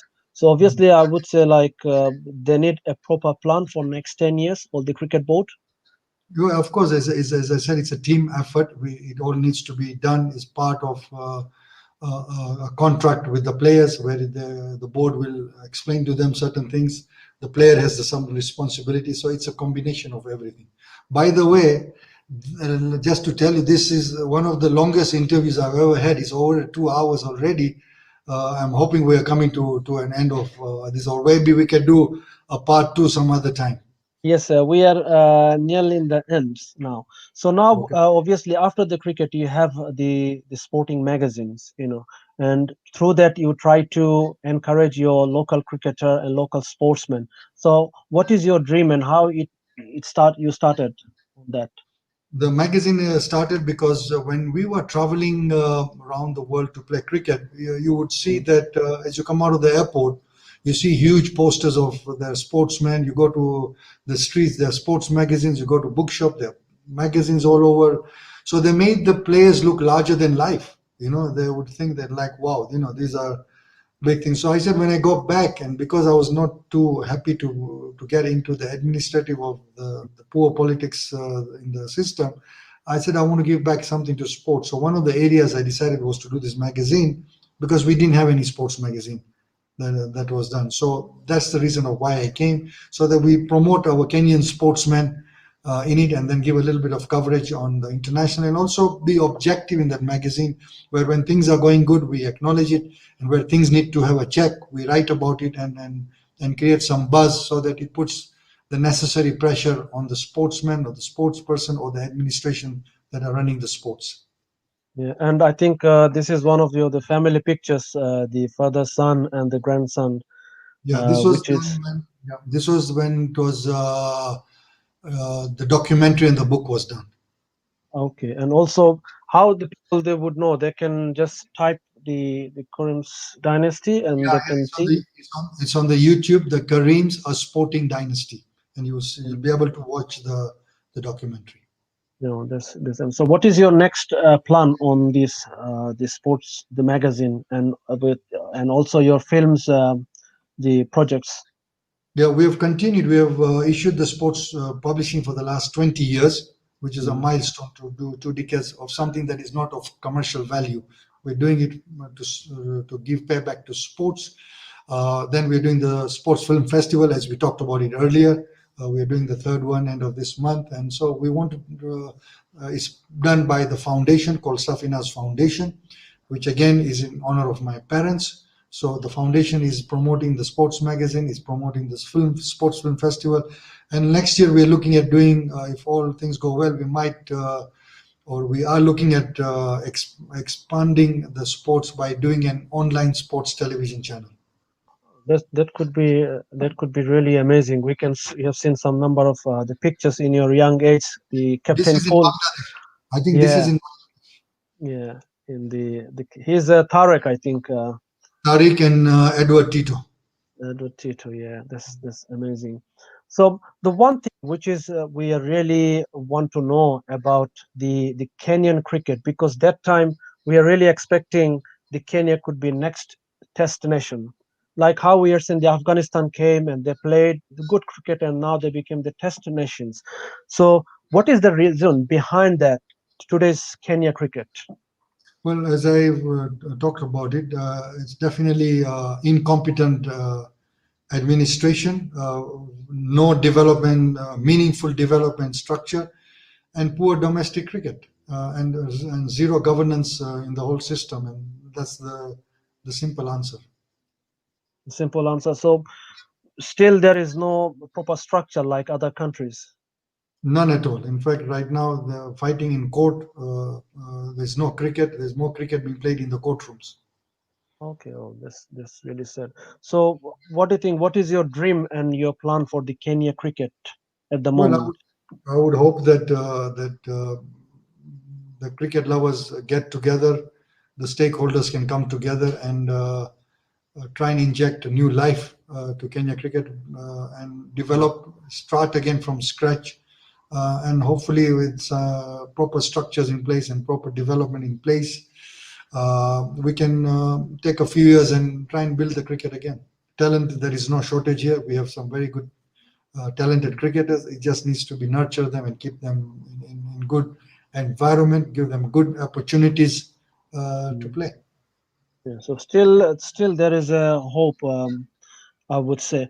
So, what do you think? Like when the captain of the World Cup winner of the Pakistan team, the Imran Khan, he became the prime minister, and he's doing really amazing work for the cricket. So we could see you as a real hero for your country. Well, I hope as far as cricket is concerned, Oh, not the but politics.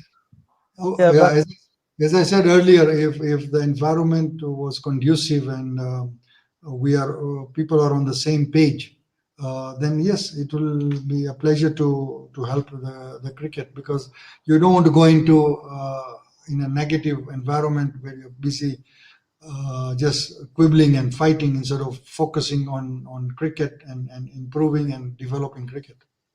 someone has to take the step like you know, who can guide them, because maybe number of people they want to see you, you know, you come uh, as a role model. Well, let me put it this way: it's a work in progress. So pray for me and pray for Kenya cricket, and pray for me that I get an opportunity in a correct environment. And I would really, really put my heart and resources and my network and my all strength to see that Kenya cricket grows again. Yeah, obviously our best wishes for the Kenya cricket, and also the last thing is like as a father is really honor to see while son is playing, and we can see the mom, she is really enjoying while son made and the 82 and the team had won. So how was your feeling, and what is the future for your son? You could see. Well, of course, it's always exciting for parents to see their children do well in any field that they are in whatever they enjoy. And so, for us as parents for Irfan, uh, being the third generation to play international sports, gives you a lot of pleasure and a lot of fulfilling effect. Watching the match at that time, of course, you're always tensed to see that your son, and I then realized that sometimes playing is easier than watching, because watching is a lot of pressure, and where you're not in control and you want the guy to do A and B and all that stuff. But it's a great pleasure, and I wish and pray that he gets more opportunities to play at the highest level, because he has the ability, the capability, and the hunger to play. And I'm hoping that some viewers here who are involved at the highest level of cricket in various countries can give him an opportunity to play cricket. So that's really, and he's totally quite opposite because I would say he's a wicket keeper and really good batsman. So we could see him like on this the big the T20 tournaments in future. Indeed, yeah, yeah, and I mean that is the cricket right now is entertaining. The T20 is here to remain. It's the most entertaining cricket right now. But he's keen to play all forms of cricket as long he's looking for an opportunity. Yeah, that's amazing. So the Asif Karim, thanks very much. Thank you very much for your time. And after a long day, and we are really happy to hear your experience, your about your family and your plan and what you have done. And I hope the number of the people, especially the young cricket, they would learn from your experience and they get something from there. So my best wishes and our best wishes for you, and one day we want to see you, because it's not end, we want to see in the highest level, where the country would be benefited, the cricket would be benefited you know so our best wishes for to you, for your family, and for the Kenya cricket team. I really also want to thank you for hosting this interview. And I enjoyed it. As I mentioned to you, this is the longest interview I've ever had in my career, but I've enjoyed thoroughly because you have done a great research. I must say, you must have put a lot of time to do all this, and I also want to wish you the very best in all the work that you are doing on volunteering, on umpiring, on various other things that you do, and you are empowering the society in your own way, and continue with your charity that you are doing. And I wish you all the very best. Yeah, and thank you very much. And also, we want to give a special thanks to the Sunrise Today and the people who's working behind it to make it more lively. And Indeed. also give thanks to all our viewers from all over the world. So best wishes for all of you, and hope we're going to overcome, because we're going through a very tough time in the pandemic, in the COVID-19, and hope we're going to try to look after ourselves and keep ourselves safe, but to keep the the hope and keep the faith will come back. So thank you very much, the Asif Karim, and to all of you to watch our program, and best wishes for all of you. Thanks again.